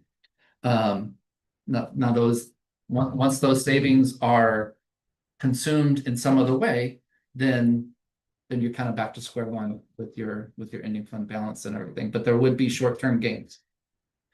But what are the challenges, right? And I think that first one, and admittedly, I'm going to say I used AI to help me summarize some of these, and with some tweaking. And the first one that came up, I thought nailed it. It's a loss of community identity, right? Schools often function as neighborhood hubs. Like that is so true of our schools. If you go to any one of our schools, it doesn't just feel like an institution. It feels like the heart and soul of the community, and people treat it and feel about it that way. Of course, there's a lot of equity concerns. There have been instances from other districts where perhaps populations that may not be as assertive about speaking out are the areas where a school is closed. And then other more technical kind of considerations, transportation, what would the routes to school look like, and lots and lots of how would you go about taking staff from a closed school and assigning to other schools. Process in California, the California Department of Education has a great packet of resources that are kind of summarized there, and the process part. So what's another way to address this? One that has been thrown out, and one of my goals is to take this conversation from the parking lot to the dais, right? Because these conversations sometimes happen like out in the parking lot, and we know that they do, and it's okay. We should be talking about is why don't we just combine with some other districts, right? And so let's bring that to the dais. Let's take it out of the parking lot and bring it to the dais. So what are some potential benefits? And let's be objective, right? Again, it's a matter of efficiency. If we combined with another district, consolidated with another district, it would be reduced administrative overhead. No doubt. You only need one superintendent. I'll put that right out there, right? So there's definitely those matters of efficiencies.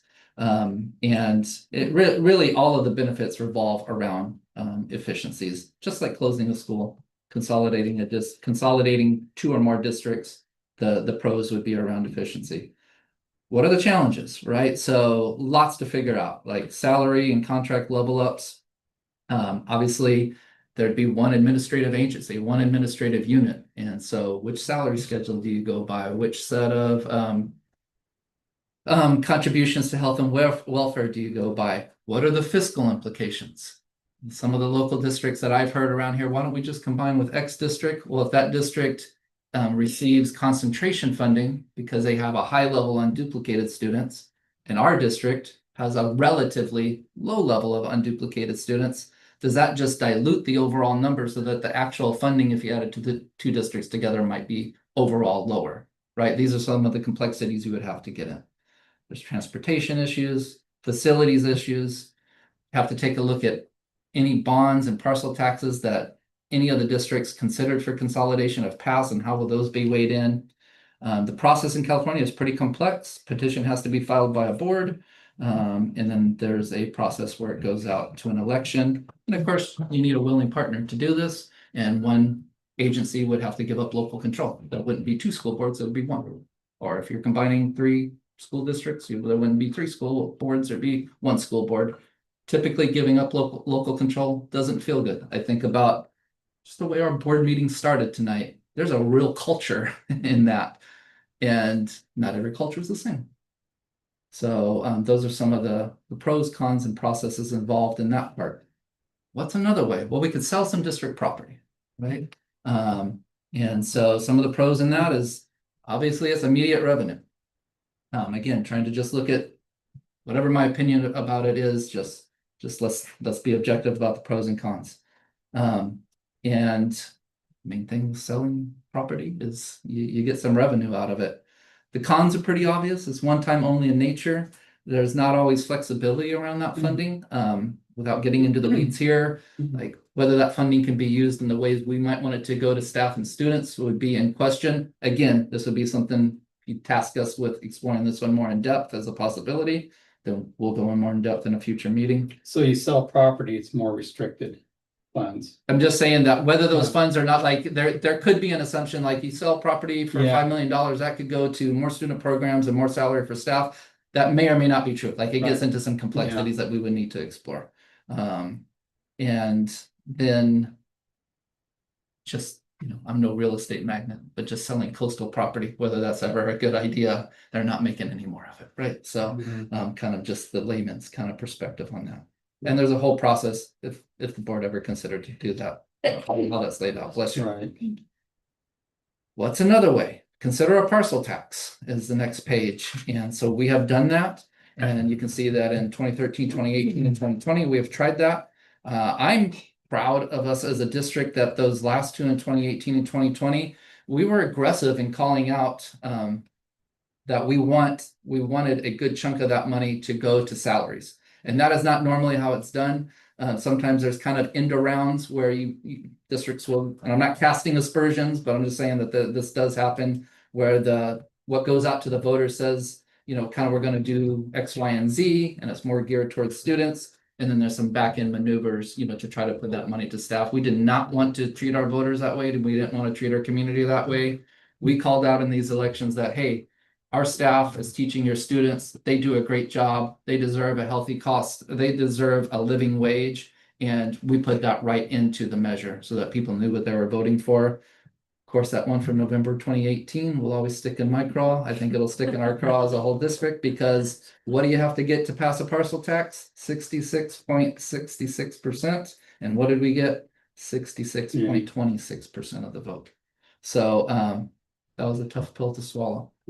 So there's pros and cons. Obviously, that's the reason we went out for them in the years that we did. Given that we just passed a bond, but at just over the threshold of 55%, the threshold for a bond is different than a threshold for a parcel tax.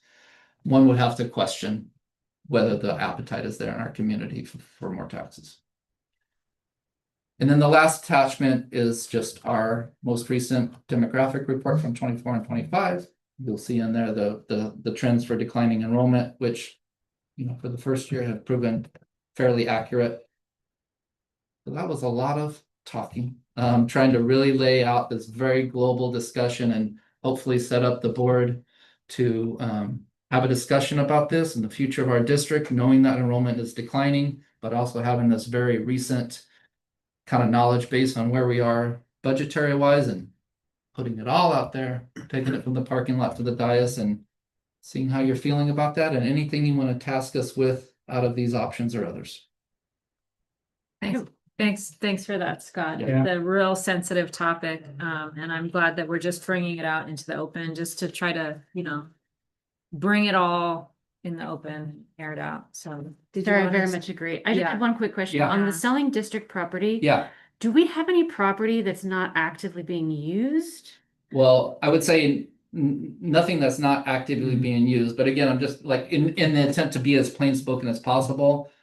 A parking lot kind of thing I've heard is like Jade Street Park, right? Like we have Opal Cliffs there, right? One tiny little school that we currently don't have any of our students there. We lease the park out to the city. So it gets good community use, but it's not used in the way you would think that like, SoCal Elementary School property is used. Yeah. And after looking at those budget numbers, I mean, even if you got what? I don't know.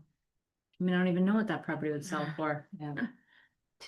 10 million, 15 million? Probably somewhere in that. But also I you're mean, that getting, wouldn't last that you're getting long. recurring revenue from leasing it, right? So. Very little, but. Very little. Because we're really good partners. But that could be another topic for another day. Yeah, okay. It's to serve the community, obviously, Yeah. yeah. I mean, obviously, I think we have a revenue stream coming up with the fields. Now that those are being finished, I think if we could find somebody that can help really maximize that, not only with CSLL, but with soccer. I mean, we've really based these fields on soccer opportunities, and I think a lot of the demographics in our area are showing that that's a rising sport, and people are looking at needing space for that, and obviously being able to use that on the weekends for all of our fields, could be a significant amount of revenue. I agree, Robert. That's a great point. Allison and Pam and their team have been really proactive. We used to have, I kind of refer to it as a mom and pop way of leasing our fields and facilities. Because we didn't do it a whole lot. There's some, but not a whole lot. They've been very proactive. We're already into an automated system called Facilitron, and already have that up and running. And yes, and the only other thing I would say is money generated that way, most likely we'd want to consider setting aside for field maintenance, right? So it's not like could be. I don't have a crystal ball, but I would say it's probably not going to be this big general fund wind that could go directly to students in salaries, but Even it would for offset maintenance, having, that's one less. that's right. It offsets having to find the maintenance money somewhere else. So yes, I just kind of wanted to paint that picture. Yeah, maybe we could use it too for, balls, new nets, Yep. paying supplemental stipends to staff for coaching. The point is anything helps and it would help. Right. Yeah. Yes, Right. point taken. Yep. Yeah, absolutely. So I think just something that's been on my mind, I was just thinking of SEA's what they shared about the health, right? The cost that it's so expensive. It's just a huge increase. We know that Santa Cruz is a very expensive place to live. And that declining enrollment, it just keeps getting lower, despite all these great programs we have. Despite all the great things that the district is doing to, save little bits. And I appreciate what we're doing right now because whenever you have a problem, I think creative brainstorming, you want to just see what your options are, just to face reality. And the reality is we hear from staff that it's hard to make it here in Santa Cruz. We know that our salaries are lower than other salaries close by. That's hard. So like the superintendent said, with these options, just kind of superficially investigating what could we do to just open up to some of these ideas to try to make it more comfortable for staff and students in our district. So what do you guys think about maybe next steps with these 4 ideas? Just as one thing, I know you talked about the property and selling property. I totally agree with you. I think that's not a great option. But I do appreciate what Ariel was talking about was possibly, and you guys were discussing leasing, and I know you're just talking about Opal Cliffs. What if we were to do something else along the lines with some of the excess property that we have? I know for the gardens, there's quite a bit of area over there that's not usually utilized or something like that. Possibly, storage units make, it's a thriving business. Perhaps we could put in some areas where we could get long-term lease from the city on storage, or I'm just trying to think of ways to lease the property that we do have without selling it and relinquishing, some long-term property rights to something that can be, we might need in the future for whatever reason. I'd hate to hamstring us in 2025 and in 2030, it's, you guys need it for something. You know, so if there's a way to lease the money and, you know, lease some of that extra property or something like that, maybe adult education, maybe we can put a classroom or something, or a building or something, some of site on it, and do adult education and where we actually make money, you know, for it, or something along those lines, or utilizing any of the services and that we have right now for extra adult education or something along those lines. Trade schools, having, you know, a wood shop open to not just high schoolers, but, you know, teaching welding or electricians or something like that, and having groups come in and use our facilities and leasing it or something, a way to use the property or land that we do have. Okay, so just to try to guide discussion, since we've been talking about the, is that number 4, the property? Yeah, it's just a big bucket, you know. 3, I think, is option. Oh, Property is 3. no, consider selling district property. Kind of under that umbrella. So under that umbrella, so is there anything that we would like to know about that option? Just to put it on the table and really look at, well, what are our options? Is this the best we can do for staff and students financially? Getting us Selling property. just to talk about this option. I mean, is it worth it to like get a soft appraisal of different properties, or to, like you're saying, consider areas or other usages? Is that worth If I investigating? can paraphrase Robert, and just kind of clarifying what you both said, like, it's not, the consideration right now is not find out more about selling property, is find out more about ways to increase revenues from leasing property. Was that? 100%. I appreciate your use of the word paraphrasing and how, you know, getting back to start, I think it was something like that. Yeah. So, yeah, absolutely. You know, maximize what we do have, you know, opportunities that wouldn't cost us a lot to implement. I would be interested in finding out if there's, and I'm open to ideas. I don't know, you know, I'm just a dude on a board. Trying to be but creative. Yeah, creative. you know, I mean, you guys probably have already looked into adult education or something like that, and there might be a much better idea than that. That's just where my particular thought process went. But maybe if there's something we could look at it. Maybe partner up with, you know, United Way or trade schools or something along those lines, where they might want to open up this area, you know, for personalized training that, you know, we might be able to help implement. Okay. So yes, I think. Okay. No, I really appreciate the creativity and Yeah. so I'm gonna take that as, you know, like being tasked with finding out more about potential leasing opportunities and how I think that'll be a long-term discussion, right? Because let's just get 10 partners and say, hey, do you want to lease? Do you want to, you know, I mean, that'll be an ongoing discussion that I think is really worthy. So we will take that and bring it back when we have more information. So yes. And then I would just say, like, that is, I love that it's a creative approach and something to look into in the future, and we will. And then I'd also be interested in any of these examples because these are typical, and we shouldn't just be typical. And that's what I like about your suggestion, Robert, is it's atypical and we should be thinking creatively.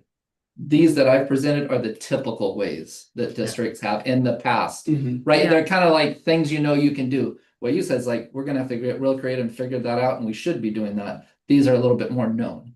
And are there any of these you want to task us with, like, process of elimination, not this, but bring back this one and go more in I depth kind with of it. did that That's in what my I'm head, looking like, for. I don't want to close a school. I don't want to sell any property. Right. You know, and I appreciate you putting those in there, because those are tough conversations to have, Yeah. you know, and you know, but none of those seem like a real viable approach for me at this point in time.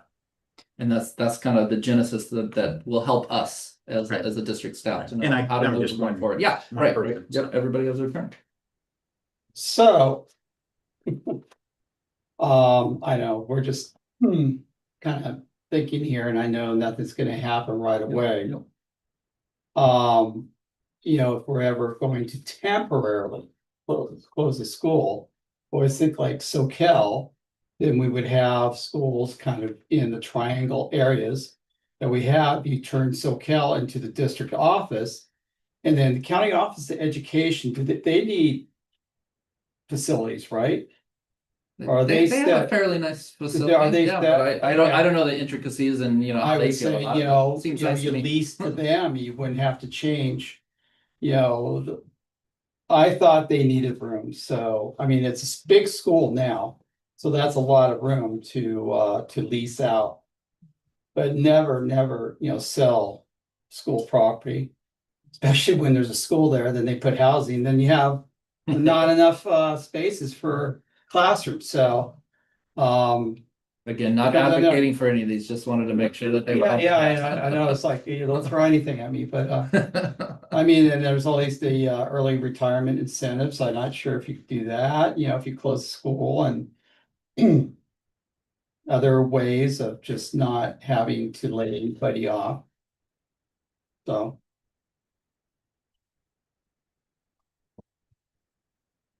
So kinda yeah, interpret that as about, a maybe find out more. well, no, about, no, that's No? just my idea. Yeah, no, I mean, I mean, how far off are we on really making a decision on this?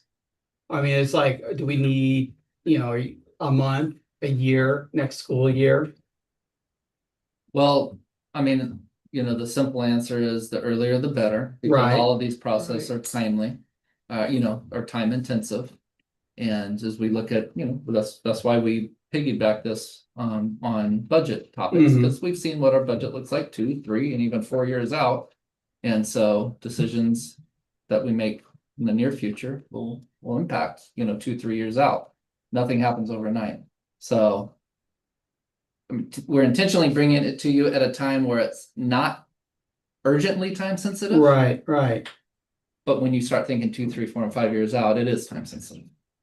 Also really round. Well, if you want to answer. play with I the hate to- idea, play with the idea. I mean, Play with the idea of closing the yeah, school. I mean, yeah, temporarily. I mean, not like wipe out a school like they did with Capitola Elementary. I mean, although it's shared the campus here, but you just never say permanently. Where you could do something, lease it out, but still bring it back as a school. And that could be part of the research if we're Yeah. tasked with delving deeper into this, is how often are schools closed and then resuscitated? well, that is what happened when Santa Cruz City Schools with Natural Bridges. Yeah, right. That private school Gateway has a 10-year lease on that property, but Santa Cruz City still owns it. So- Right. No, yeah, right. And So they lease it to that's the kind of thing you're yeah. talking about. yeah, PCS and then now Gateway. Mhm. Yeah, so yeah, I mean, that is something to look at too. Yeah, maybe a new school, private school. You never know what's gonna happen. Right. 20, 30 years down the road, right? To really, I mean, it's so emotional to talk about a school closure. I mean, I don't think anybody in the whole district wants to close a school. But the idea of doing that would be to save money. So perhaps just to be able to have that conversation, what would be the cost savings of closing the schools? And it probably we'd want to, for equity purposes, we'd want to do that for every school to see what the number would be, just to be able to even consider it, because maybe it's not that big of a number and we say that the benefit of having X school way outweighs that number. So we worked with School Services California last year in an attempt to be objective and not just look at our own opinions in looking at declining enrollment. And we asked these very questions. And so in all these are estimates, but it would be somewhere in the neighborhood of $600,000 to $700,000 if you think about what it would cost to run one less school. Obviously, the number of teachers doesn't change. That's all ratio driven, right? The number of students we have dictates the number of classroom teachers we need, right? And so whether that's at 3 elementary schools or at 2 elementary schools, the number of certificated teachers doesn't change. It's the support positions that could change, right? principal, counselor, office manager, etc. But then will we also need more facilities, more classrooms if we're moving 100 or 200 kids into No, a particular school? no. Where our capacity because of declining enrollment is, we're like, we have plenty of extra classrooms. And when I say extra, right now they may be being used at something that is a really the way schools should be built and funded. Get me on a soapbox, right? There should be an arts classroom. There should be a music classroom. There should be a space for We have support options, so staff. we wouldn't Right. need to build anything. No, Okay. no, we're not anywhere near capacity. And if we did that and we had $600,000 a year, what would that look like in terms of salary increases for the remaining staff? Generally speaking, Allison, check me on this, but a number that we use to kind of represent a 1% raise across the board is 150,000. So how many times is 150 going to 6? So 4%. Roughly, yeah. And the 600K is how many people?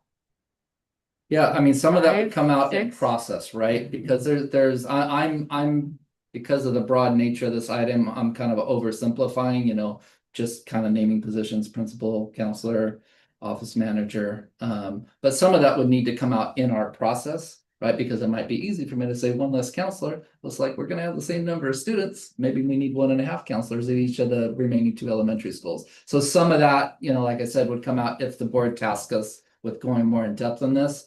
But I think we're talking in the neighborhood of, 5 to 7 positions.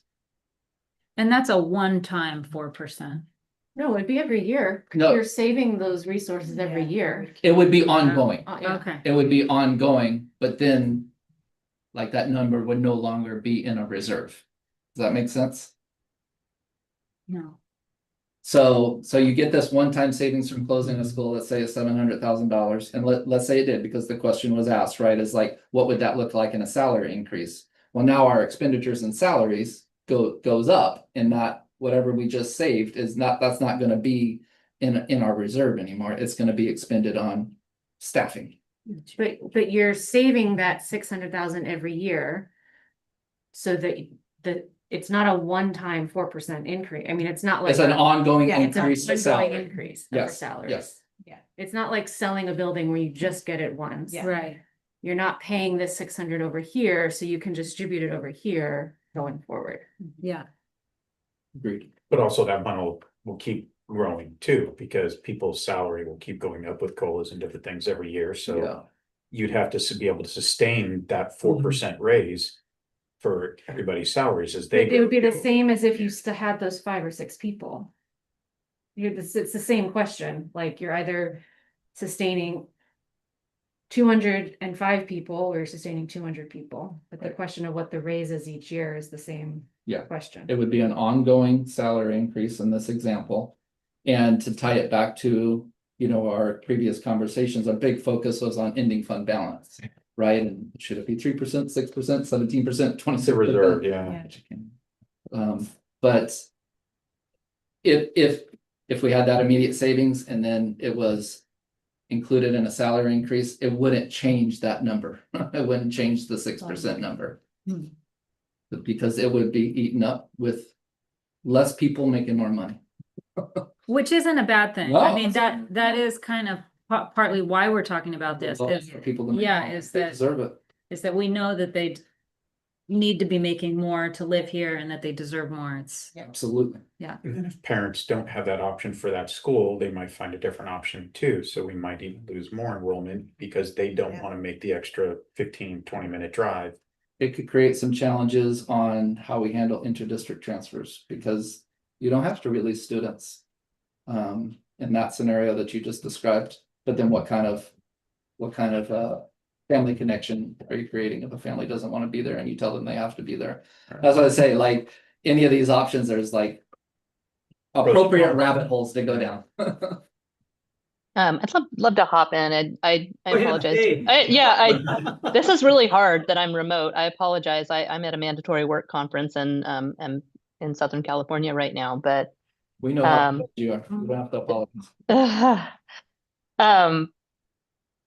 these these all feel like really, really extreme. These are very extreme actions to be Right. considering, and I'm concerned about the fact that we're considering them. And I know we're just in the very, very beginning, open, transparent discussion phases, which I appreciate. But considering our previous presentation and how we're teetering between different funding models, it feels like a really unstable environment to be diving too deep into these like really extreme measures. That really brings me a lot of concern.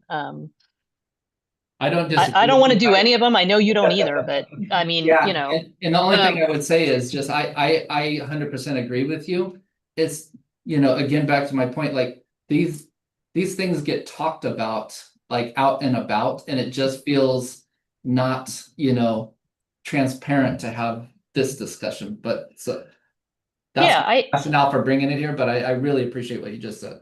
yeah, no, and I mean, yes, I appreciate bringing it to the dais. I really do. But I also want to put forward that maybe it's also okay if we if we say, I don't want to know more about that option right now. I don't think we're That's there what I'm yet. looking for. Yeah, okay. Yeah, I am 100% not there yet. I appreciate that we've really started out with talking about, because none of us want to talk about cuts. So we're talking about how do we increase revenue? How do we increase revenue? Which I know staff thinks about and works hard to do every day. You know, for our biggest source of revenue is enrollment, right? So what I'm interested in is what creative outside of the box things could we possibly be doing to increase enrollment. I'm curious about, you know, just anecdotally from other districts I've heard, you know, city schools enrollment perhaps is flat this year. One of our, you know, Live Oak School District, their enrollment might be a little bit up this year. Like, how do we find out more about why? I'm sure, I know a lot of it has, you know, has to do with demographics and who's moving in and out, but I want to hear more about what we could possibly do, us at the, you know, the board members included. What can we possibly do to increase our enrollment? Another thought I was having, you know, going back to your bucket, Scott, and thinking about what do we do with attrition and, you know, when staff members leave. And again, I know HR and everyone in DO thinks hard about this throughout leadership, but what can we do, you know, to have good pathways for staff so that there's, you know, what do you call it, like horizontal movement, or like how do we keep people in the district? But if one position perhaps is no longer necessary, but someone is trained up so that they take another position, like how are we thinking about pathways? But yeah, I think, you know, closing a school is like the nuclear option. Layoffs, nuclear option. I'm not there. And all great points. And what I will say about enrollment is, you know, I think I've never experienced or heard that our declining enrollment is because of lack of quality programs. I know you're not saying that. I'm just piggybacking on that topic, because we're always thinking about why is enrollment declining and what can we do about it. One of the reasons, besides it just being good for kids, that we wanted to make sure we had a dual language immersion program, thinking back to our pledge leader, is we were losing families previously to districts that had dual language immersion, and we didn't. That's a time that I can't, when I get an interdistrict transfer request out of the district, that we can't deny it if there's a program in another district and they want to go to that and we don't have it. So we're always thinking about that.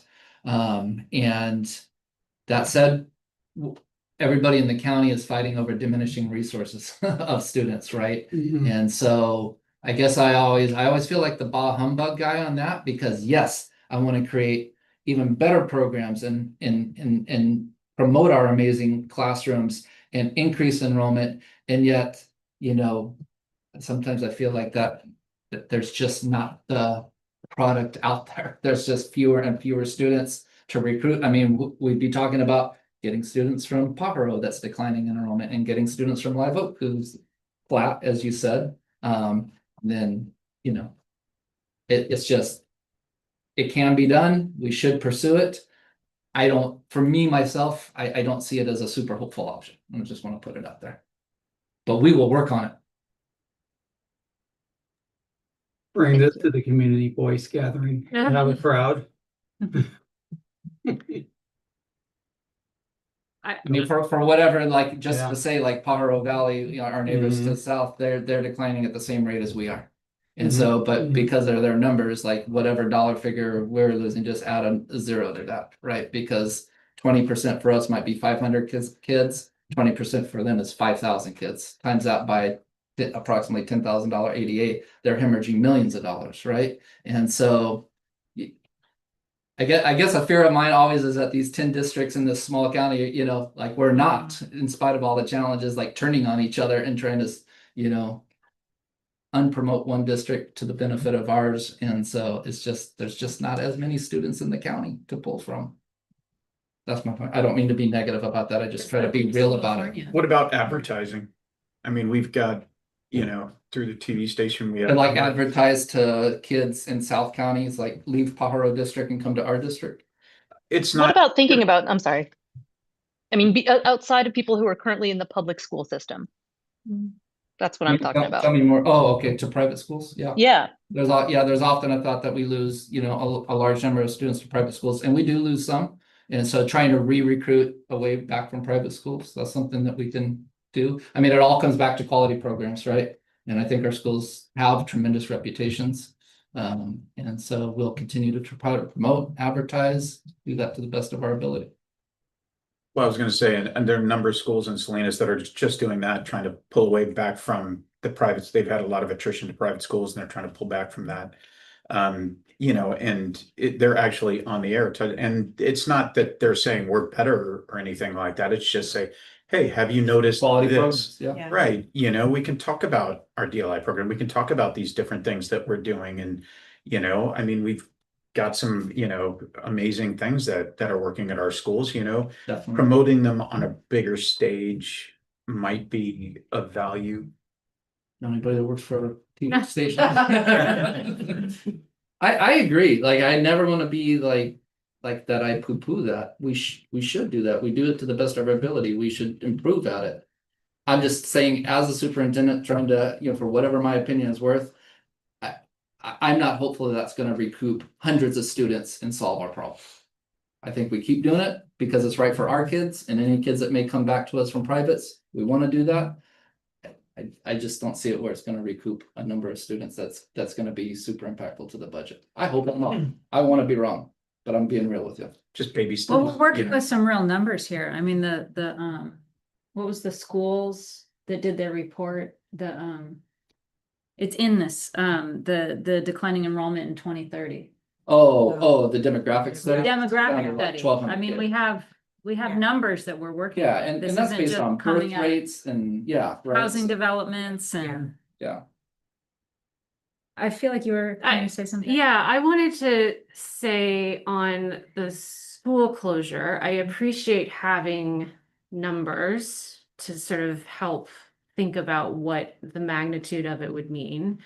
And I don't think that the numbers make sense to think about pursuing closing the school. I know I was one of the people who asked for the numbers. You just have to explore it. Yeah.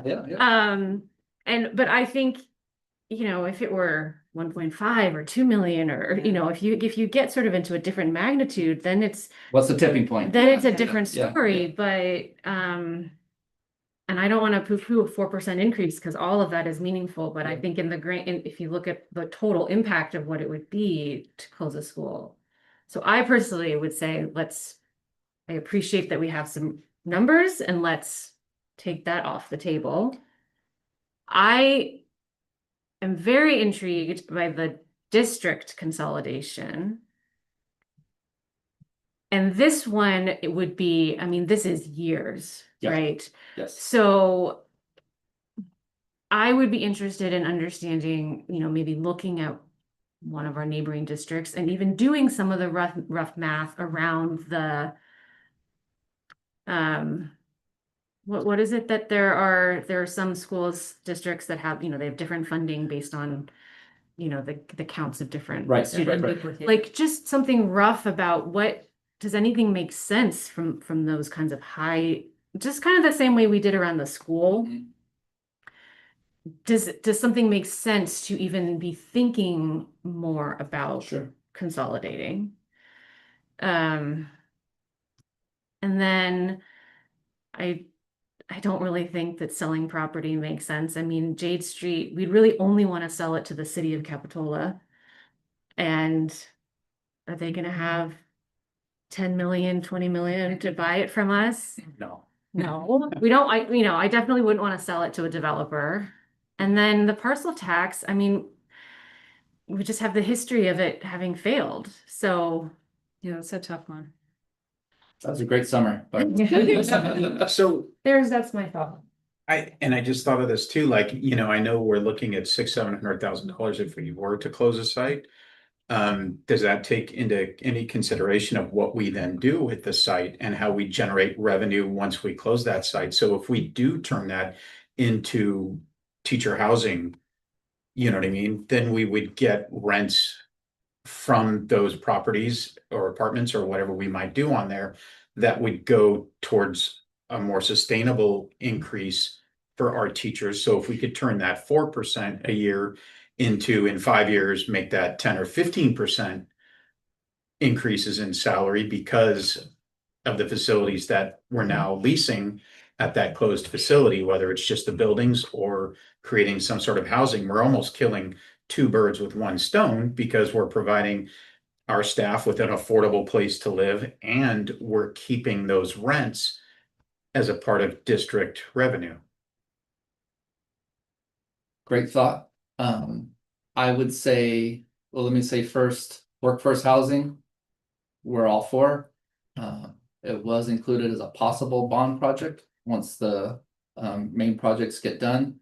And we can, land-wise, we can execute workforce housing without selling or without closing a school or anything. So kind of take that as a separate, yeah, we would love to be able to recruit and retain staff when we know other local districts are further along in workforce housing. Super important in and of itself. So I guess what I'm saying is I just wouldn't connect that to whether to close a school or not. We can consider doing that depending on how the rest of the bond projects go without that extreme step. Yeah, I'd like to look into that, but I felt like as long as we were on the topic of closing school, we shouldn't just consider mothballing the property and never seeing any revenues from it. No, And, and you know, if the if we're board, gonna close it, well, let's maximize what you do with. no, it's a great point. If the board were to task us with going deeper on that option, then yeah, there's lots of complexities around the facility, right? And what you do with it and how you protect it so that it doesn't get taken over by a charter, for example. Right. There's lots of considerations that Yeah. if that were our next wave to go into, that we would delve in. Yeah. Yeah. And I'll caveat everything, but I agree with Amanda. I'm not interested in the option, but in the, you know, if we're gonna go into this, we might as well do a good job. Put around. If I could jump back in, Yeah. with my Pollyanna self, about the parcel tax, because boy, I've been on every one of these campaigns. Yeah, no, you're not, none needed. But I'm curious about what we could do to find out how it might look, what our odds could be. For example, if we asked for less, you know, we've been looked at these. We asked for 90 per parcel the first time, 96 per parcel the last two times. Just what does that look like if it were actually passed and if it were revenue? And if that seemed to be, you know, a worth it amount, then, you know, could we do some polling for, you know, for a very, very low cost from one of our partners? But that's a perfect example of, you know, considering like giving us a next step to investigate and bring it back to you if that's kind of a group consensus. So yeah. I think that's a great idea. I would like this, that. And in addition to Amanda's point of, if it was a lower amount, what would be the total amount? Yep. Like, and is that worth it? Yep, we can bring all that stuff back. Yep. Guess it can't hurt, but just pass the bond, you know. I feel like Yeah, we did do it. there's not a lot of people out there that are gonna, I mean, and we had trouble passing that at 55%. Yeah. And we've got to get to 60.66, and we haven't done that in the last 7 years, even pre-COVID. And with Off and on, declining enrollment, you know, to be transparent, it's like, well, we've got less students than ever. And yet we want you know, another parcel tax that didn't pass. But if it doesn't cost us anything, you know. what it will cost very little to explore the option and bring you back some potentialities. There's always the legislation out there trying to get the threshold lowered on parcel taxes down 55%, but Yeah. it seems to kind of gain traction and then die off. Yeah. So that would be lovely. I haven't heard anything recently that would give us real hope that that's going to happen. So. Back to the idea of a school closure. I don't like that idea, but I would like more solid numbers. So far, we've just kind of heard more vague numbers. I'd like to see something maybe more on paper in front of everybody. And it seems fair for just what that would look like for each of the schools. Okay. And then we can say, yeah, that's not worth it. And now we know the number. Or we can say, wow, that's a lot of money. And then district consolidation. I would be curious about maybe examples of other places in California that have done it, like what their story was, the pros and cons or their experience. Yeah. That would help me just know a little bit more about it. Ted, any other ideas or? No, that's, No? yeah. Yeah, Ariel, are you deep in thought? No, I'm good. I mean, I'm Okay. just taking notes and. So I'm just gonna go through and make sure that we have our marching order right. I'm sure Jen has great notes. I'm just gonna do this to make sure I know what my next task is with our staff. I heard a yes on find out more about school closure. And specifically a more solid figure than. Solid figures. Okay. Right. Can I just ask that, I'm so sorry to interrupt, but the solid figures that bakes in whatever we can project in terms of like loss of enrollment, like you can't just assume that everyone, if we close one school, that everyone's just gonna shuffle on to the next school, right? So hopefully there's a solid way of projecting like how many people then leave and go to privates or how many people transfer out. I mean, I understand that this is all. Well, you clarified the part that makes bringing back a chunk hard, right? Like this, like closing a school is a really in-depth process to look at all the decisions involved, right? So to just bring back like one number without going down, a full investigation is kind of hard. But we will give that a good shot. Because I think what I heard, and trying to paraphrase again here, is don't go deep into what that process is. Just give us something more than the approximation of $600,000 to $700,000, and like how much a principal costs, which we know how much principal costs, but put that in a line item kind of thing. And if you did that without taking into consideration what manager said, that's the best case scenario. Yes. Right? Yeah. So That's a good way. we know Yeah. that would be the Right. ceiling, and we could then say, well, it would be 15% less because, we could do some kind of assumption like that. Right. Okay, so yes on school closure, yes on district consolidation, no on sale of district property, yes on parcel tax. In terms of bringing items back. Yeah, it And also. I guess I'm summarizing because that's 3 out of the items, right? And so I'm just gonna say it doesn't feel like going in depth with one. It feels like we're gonna have another big broad discussion. So Yeah. is that where we wanna go? Okay. Yeah. All right. Okay. And I'd also still like to see. And then some the other fleshing out creative of the stuff. ideas of the field, money for the field, utilizing facilities that we do have, whether it's adult school or trade schools or something like that. Some just trying to increase revenue. Besides looking at these particular things, those might be a better option. Or at least more palatable. And then something I heard, in addition to that, and I don't know how you'd find out about this, but staffing pathways where we can kind of create a system where people can move up? I mean, I don't even know how we get a number on that. Well, I that's mean, already something we do. Yeah, we but- have residency programs. I mean, we just had Mr. Castro move from campus supervisor up to science teacher, so. Like, there are ways to do that, and I think the district has always sought out. Best possible ways to do that. And I mean, is there maybe certain jobs that could more easily flow to hire other jobs in the district? Let me understand.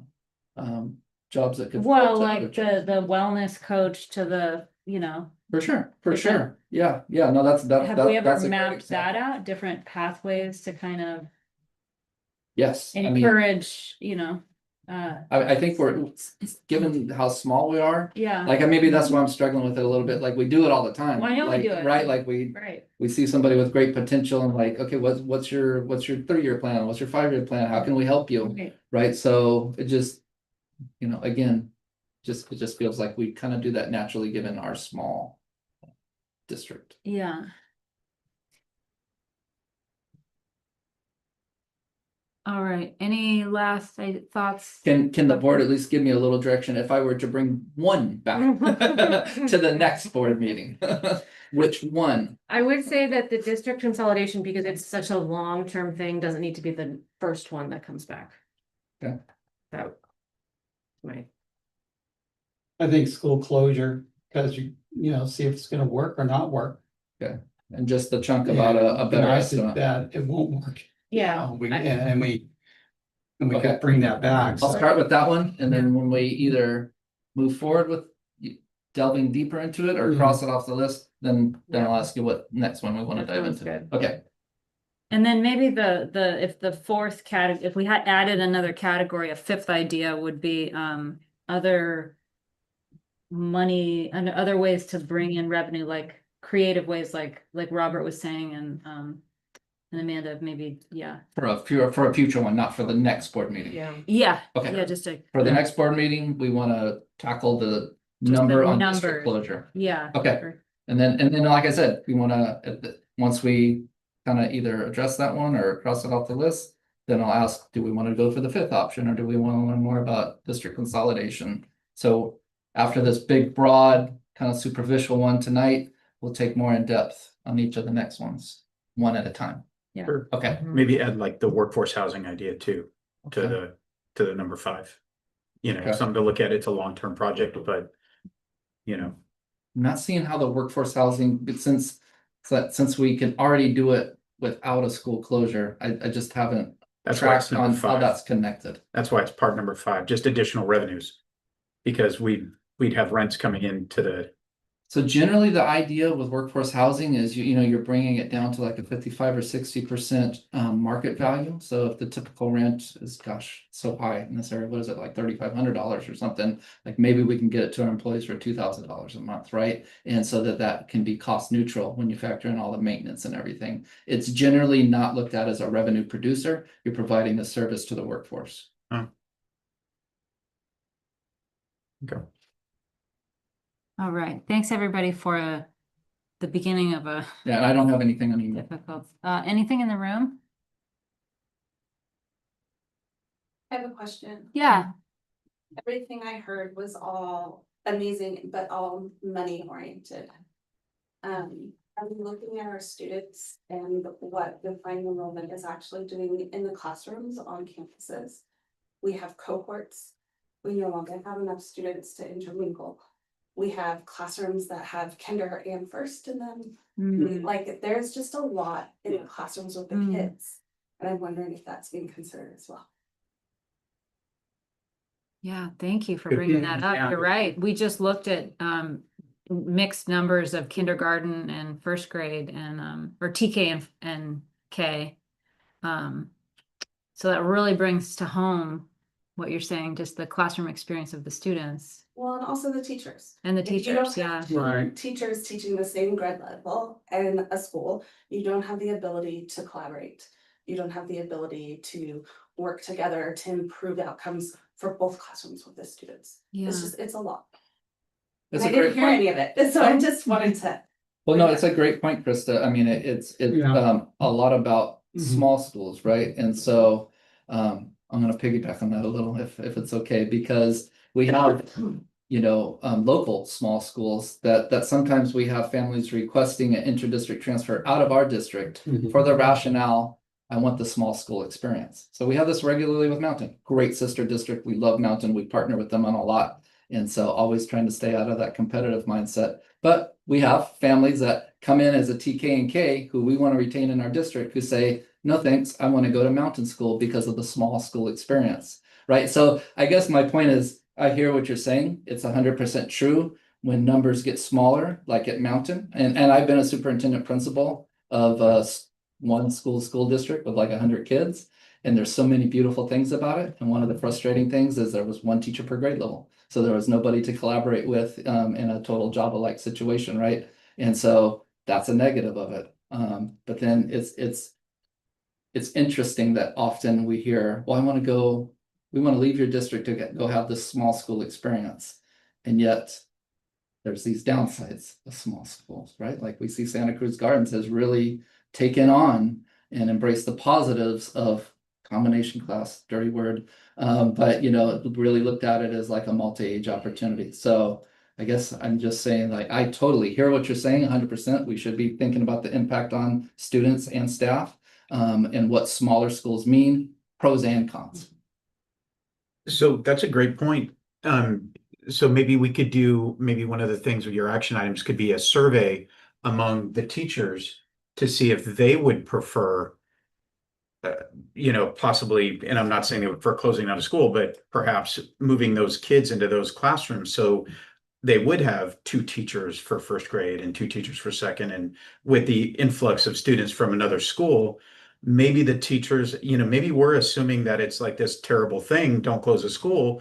Maybe the teachers are looking at it like maybe that's a positive thing. Maybe there is a world where that's a good thing. It's going to be better for the kids because the teachers will be able to collaborate and make that a better experience for the kids. And that's something that I hadn't considered before personally. So that's maybe that's what you could do. Maybe not a survey, but maybe it's part of the school closure, the numbers that you do. You look at what does that mean for the grade, for the grades? And what is, so if we go from 3 elementaries to 2, what does it mean for the remaining 2 in terms of the classroom size and composure? Do you go from a school having a K1 split to having 2 Ks and 2 1s to get to Krista's point that you have? Right. So yes, I guess like it's hard to have specific numbers because you can't 100% predict, right? But we can look at the demographic study and say we think we're going to go from 900 elementary students to 850, in the next year or so, roundabout numbers, and have projected numbers by each grade level. And the general point is there will be less combos for sure, right? Can't say exactly how many, right? Because the students still come in whatever numbers they come in. But yeah, definitely you're going to be able to have more straight classrooms and you'll have more teachers per grade level for sure. So those benefits are definitely there. I guess my point is there'll always be a flip side, right? Is like right now we have lots of extra space. There won't be any extra space at the 2 remaining elementary schools, right? And we'll no longer have, like in that scenario, one of my counterpoints to parents when they say, oh, I'm going to leave and go to a Mountain is because I want the small school experience. I said, well, we have a small school. It's not much bigger than Mountain at Santa Cruz Gardens. We wouldn't have that anymore, right? So for every yin, there's a yang. But yes, we can definitely look at the numbers and what it would look like having 2 elementary schools instead of 3 for grade configurations. We can definitely project that. And there would be fewer combos. We'll call that out objectively. And I know combos are a tough subject right now. I'd still be kind of curious with what some of the teachers might think. If that's even worth, I don't know. No, I'm just looking at the rest of the board. I'm trying to make sure I know what my task is, my next task. And so I don't know if my next task is to survey teachers. Well, I think we have a survey from SCA that already said that there would be preference in having fewer combo classes. I don't know if it was, like in the context of closing school, right? I wouldn't propose a survey asking that question. Would you like us to close a school to have like, I don't think we're at the point to ask that kind of a survey. I agree, but I'm also under the impression that everybody would say, no, that's the devil, you know, and perhaps I'm totally off base. Perhaps I'm thinking that it's this terrible thing and everybody else out there is thinking, no, that's a good idea. Well, why not consider it? So I don't know. That point was just brought up to me, so I have not looked at the flip side of that. I would say let's get kind of this next level estimation. Okay. And then I don't know what the appropriate thing is. Do you talk to SCA and you say, these are some of the things that we've been thinking about. What do you think? Like, I don't want to presume to think what the teachers It's a good point. think, Yeah, you know? and they, I mean, they do a really great job every board meeting of reporting out. Yeah. And they stay in tune to what we're Yeah. talking about. So, Yeah. I'm sure they will have valuable input on that. But let's just take it one step at a time. So our ask right now is school closure. What would the cost savings be? And then what would that look like with the students combining at the other schools? So Copy that. three, yeah. Marching orders, love it. Yeah. With basic assumptions, like, obviously you could go down a rabbit hole of, Yeah. you know. Kind of keep it top level. Yeah. Yeah.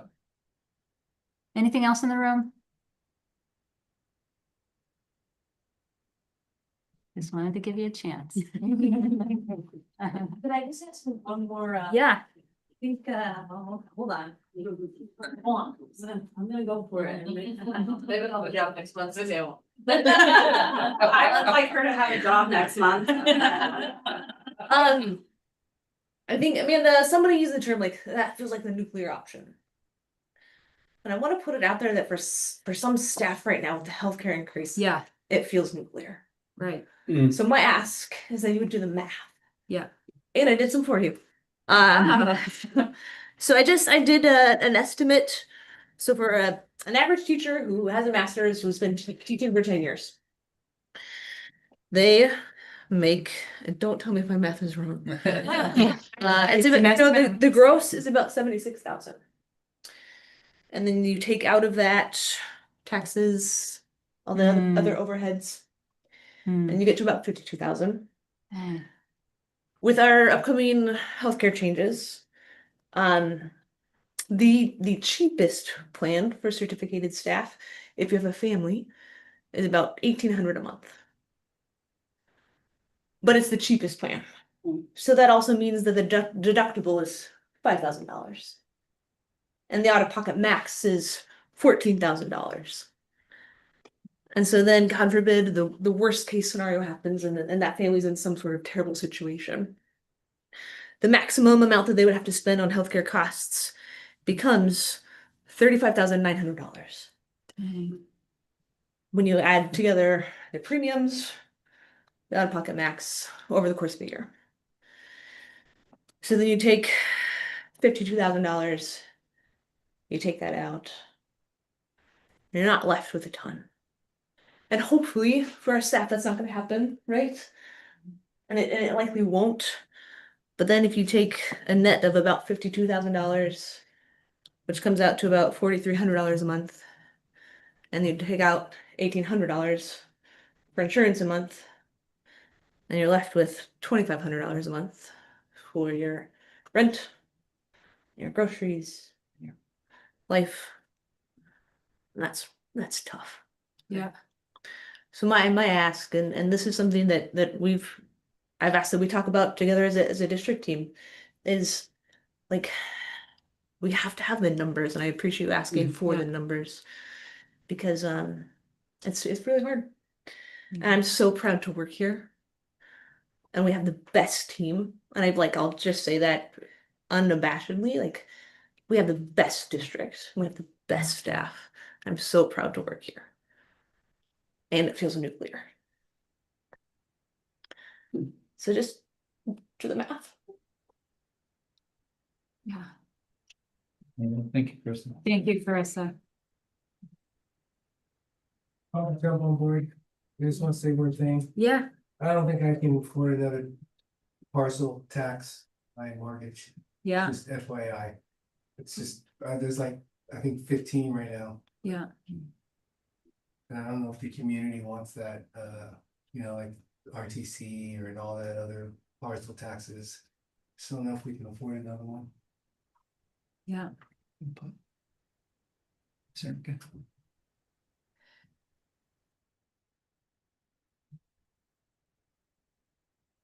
That number that Carissa was talking about feels important too. Does it, yeah, I really appreciate, oh, did you, yeah? I can, Carissa, without knowing it, pretty much just described my financial situation. Yeah. And there are really and truly, obviously, teachers who are, I mean, I'm a solo parent, my husband passed away. My income is the only income I have. Yeah. I teach the after school program. I also work with disabled adults in the evenings. Yeah. But that is truly and honestly where a lot of our staff are. Yeah. The idea of having to add my child to my health insurance through the district will literally be the financial undoing of me. And I'm very grateful that he is able to be on Medi-Cal. And if that changes, I don't know what will happen. Yeah. So it's not just like where our district is, but where our society is too. Yeah. Yeah. I really appreciate the care and tenderness and vulnerability in the room. These are our lives. So I would actually like to ask something else to round out this discussion. And I really appreciate that you brought up that we were just talking about financial things and thinking about the difficulty of that. And that's why we all need to keep talking. That's why this is an item on the docket so that we can bring it out of the parking lot, like Scott said. So thank you. I think that we need a better understanding of the staff's situation. I would like to see, perhaps you could pick 10 or 20 staff randomly and find out, like we just learned of their financial situation, like what is that, the medical insurance, their salary, kind of what are they dealing with, and we can just get a more of a feeling of what that situation is for, we can get more of, a face on some of these numbers, because that's how we make decisions when we think about people. So Will do. Yeah.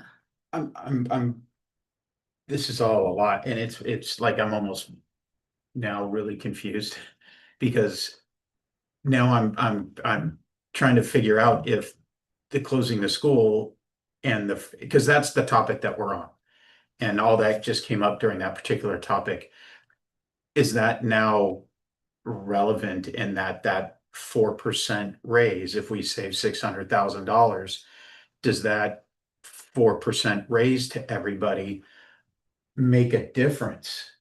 I mean, I hate the idea of closing a school, but all of a sudden now, right, this is really, really relevant. If we do that horrible thing, but we're able to turn that into a 4% raise for people, is that going to be the difference of making it or not making it? Like all of a sudden, is this now going from this back burner up to something that is, wow. Well, yeah. Like now all of a sudden, to me, that means this is an emergency.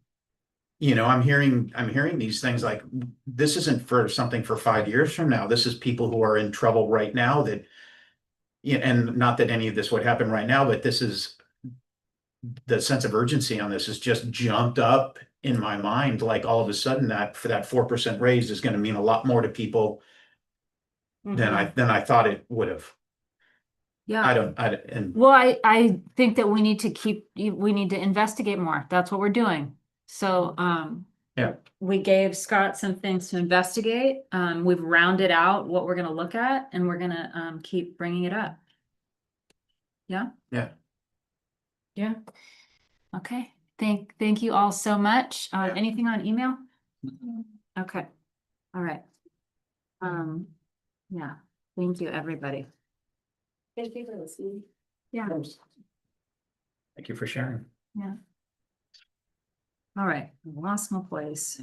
9B, the LPAD. Yeah, it's really difficult to come after our topics today. But I will say that one of the things that we highlighted during this discussion tonight are some of the amazing programs that we have. And so one of the things that we like to do is to highlight how our LCAP dollars are being used. And in one of those specific areas under goal 1, it's 1.7, it's release time for equitable classroom instructional practices. And we've had 2 of those just this week. And so, well, I don't want to take the board a ton of time of the boards tonight because our meeting is already so long. I'm just going to share some examples of some of the things that those teams worked on this week. I will share in more detail in the Friday update, just so you know, we could save a little bit of time. Just take one packet. Oh, I see. I see. Yes. So the first one that you're gonna get is the one that says PEBC on top, and this is the team that we have kind of pulled out to be our math instructional leadership team. And we're working with do you want to see them, Krista? Sure. Okay. I was looking at you and I was like, They're not secret. Can someone email these to me later, please? Yes, I will. Yes.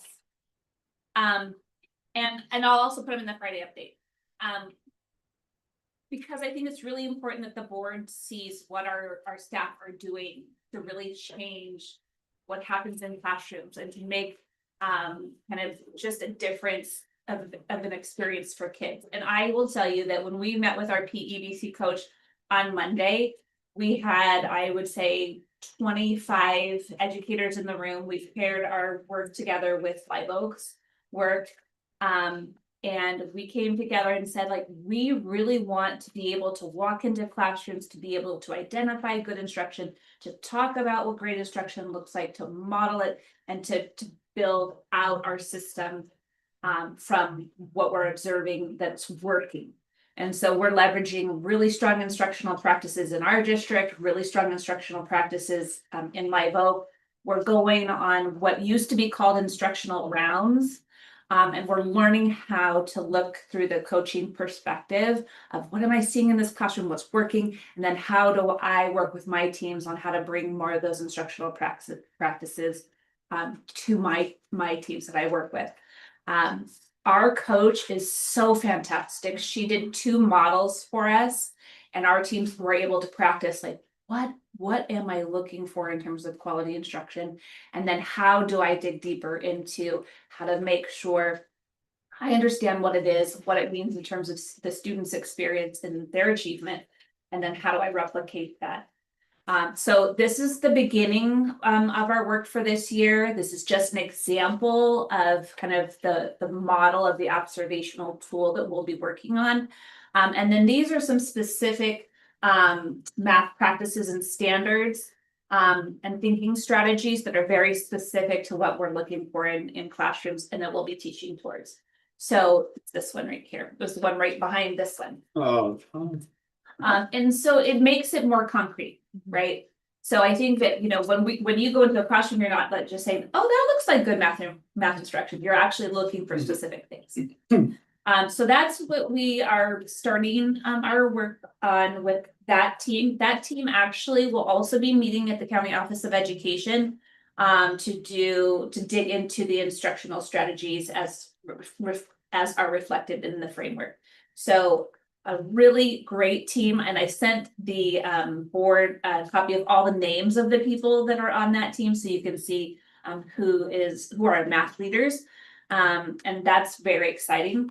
We also had this meeting this week, and this is the stewardship leadership team meeting, and this team is a little bit different. This team has met over the course of the past couple of years, and what we talk about is the direction of the school district. So what are we doing in terms of the students' like experience? What are we doing in terms of our experience as learners to teach these students? What kind of resources are we aligning for, you know, to meet those? And we really take a lot of time to talk about if something's not working, why are we keeping doing it, right? We had a really, really big discussion today, and I will tell you, and full disclosure, there was tears. There was some words that don't get used at school usually, because we're really being honest. And I think that that is one of the best things about this stewardship team, is because we can lay it all out there in that space, and we can say, why, right? And we looked at a lot of data today, and it was like, what are we going to do? What are we going to do? What are we going to do? It's a very action-oriented team, but also a very real team. And so I just want the board to know, like, we don't just sit back and go, oh, those are the numbers, that's how kids are doing. Like, that's not it. You know, these teams say, like, this is not what we want yet, and we're going to do our best to try to change that. So the stewardship team really looks at, like, how are we going to steward our district into, you know, more effective, more efficient, more positive experience for adults and for kids. So I just wanted you to see samples of the things that we talk about. Obviously, there's a lot of work that goes into it. This particular document will show you kind of the agenda for the day. That's always our starting off point. Do we sometimes deviate? Yes, because if we talk about something that really brings passions in us, then we go deeper. And then this one is the start to an action plan. So we kind of built out some goals based on some of the data that we looked at. And then we said, well, it's okay to have goals, but if you're not going to do anything about them, that won't really work. So we started crafting this action plan document today, and we'll continue to work on it. But I think it's important for the board to know that we have really, really strong teams that really care about the work. And I can't say, you know, enough gratitude to these teams, because they have to take time out of their classroom, they have to create lesson plans, they have to do all kinds of things. And then, of course, they have to pick up the messes, you know, after they've been gone. So I just really want the board to know how important these teams are. And I'm so happy that we have some financial obligation through the LCAP to be able to support teachers in that. Thank you. Anything, questions or comments from the board? Thank you for this. I love practical, tangible things. So thank you. You're welcome. And there'll be more to come. These are just examples. Great. Yeah. Yeah. It's a great start. Yeah. Yeah, thank you. Really encouraging. All right. Anything that we don't? Right. All right. Thank you for that. Moving on to 9C, discussion of the Board of Trustees Governance Handbook. So can we table this? Because we have a lot to go through. And it's not a 911. I am curious, though, do we need to make any changes? No. I love it the way it is. Me too.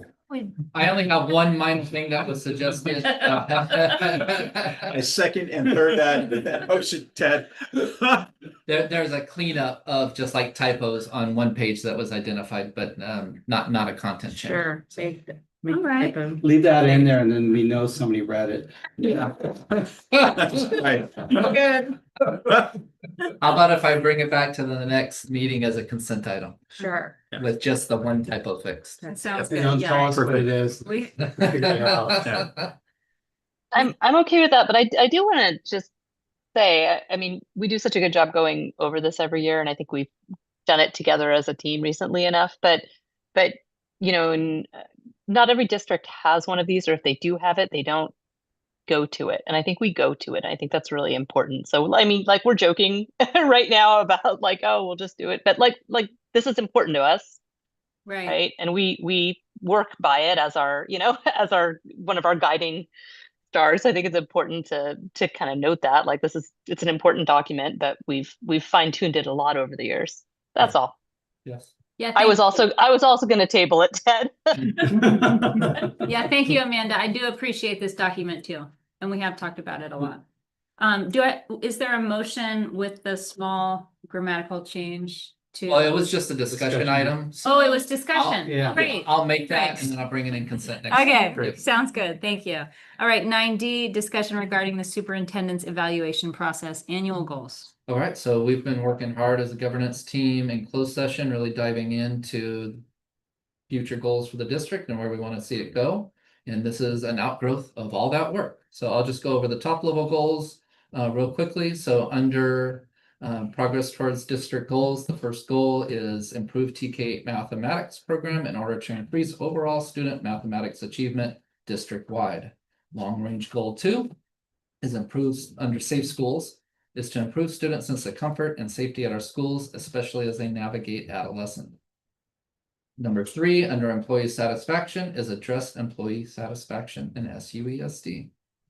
And then under professional personal qualities, the goal here is to recognize, to foster positive relations with all school district partners, including but not limited to staff, parents, students, community agencies, etc., in alignment with the above government standard. And then finally, on governance team unity, to coordinate with the board to establish norms of collaboration and communicate with staff and families on unified messages. Great. Questions or comments? I think it's great. I know it's taken us a while to get here, but I think I'm really excited by these Feels goals. good. Me too. Thank you for all the collaboration on it. Yeah. All right.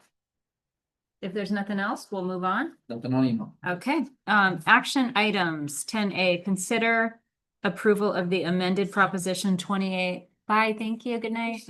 Thank you. Get my kin beds. Thanks for sticking it out. Yeah, yeah, yeah. Thank you. Thank you. Putting it all together. Amended proposition 28, arts and music in schools funding annual reports. Yeah, so this was brought, it was at the last meeting or the meeting before, and the FTE was in there as a 2.3 FTE for total FTE across the board. However, number 5 and number 6 were not. So we went in and we added the number of students served as well as the number of sites. That's the only thing that's different. Okay. Yeah. Cool. Great. Any questions or comments from the board? All right, this is an action item. May I have a motion? I will make a motion to approve the amended Prop 28 art and music in school funding annual report for fiscal year 24-25.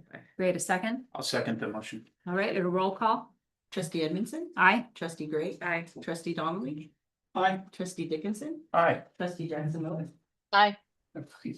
All right, 10B, consider approval of the 24-25 universal pre-K report. Yes, so every year, we, since its inception, universal kindergarten's inception, we have to report on if we're actually following through with our obligations, with, educating 4-year-olds. And we do. And so we're happy to report on that. And it's actually a fiscal report, that's required because really what it's saying is you have to have all the right things in place to be able to appropriately instruct students of this age. And so between Lori Streckmeyer, who was here earlier tonight, and myself, we go through and say, do we meet all the components that the state requires? So this document just is a reflection of we're looking at our district and doing some validations that we do meet the requirements that the state provides oversight for. So just a request to have that approved. Great. Any questions or comments?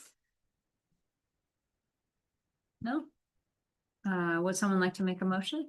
I'll make a motion to consider to approve the 24-25 UPK report. Great, a second.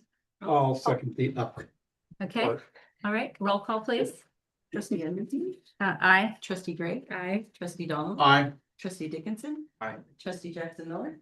Aye. All right, 10C, consider approval of the Educator Effectiveness Funds Grant report. Okay, let me get that. Okay, so this one actually it's probably fairly commonly known in this group because I talk about it, the Educator Effectiveness Funds grant often.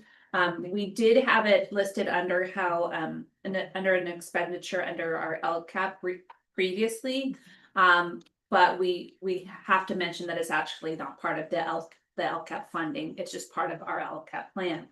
And so what that means is we were given a chunk of money or allocated a chunk of money and a certain amount of time to spend it. And over that time, we needed to spend it on certain things to improve educator effectiveness. And so This report is actually much like the UPK report. Says, were you able to do these things? And how did you spend your money? So this is just a very brief summary of how those financials were spended for our educator effectiveness plan. Great. Yeah. All right. Questions or comments? No? No. All right. Would someone like to make a motion? I'll make the motion to approve the 24-25 PEFF grant report. Great. A second? I'll second. Go ahead. Sure. Roll call. Positive. Trustee Edmondson. Aye. Trustee Gray. Aye. Trustee Donnelly. Aye. Trustee Dickinson. Aye. Trustee Jackson Miller. Aye. All right. Thanks, everybody. Consider approval of the format and dates for the community voice gathering.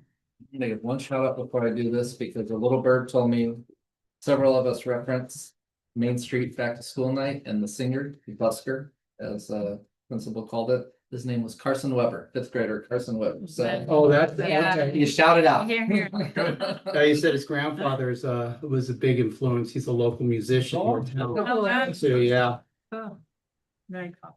All right, on to community voice gatherings. I'll make it short and sweet. For a good decade or so, there's been this type of event, previously called the Community Forum. Last year, we tried some tweaks to increase participation, which I think were really mindful, intentional tweaks, have one at each school site, that sort of thing. And still didn't get the participation maybe that we were hoping for.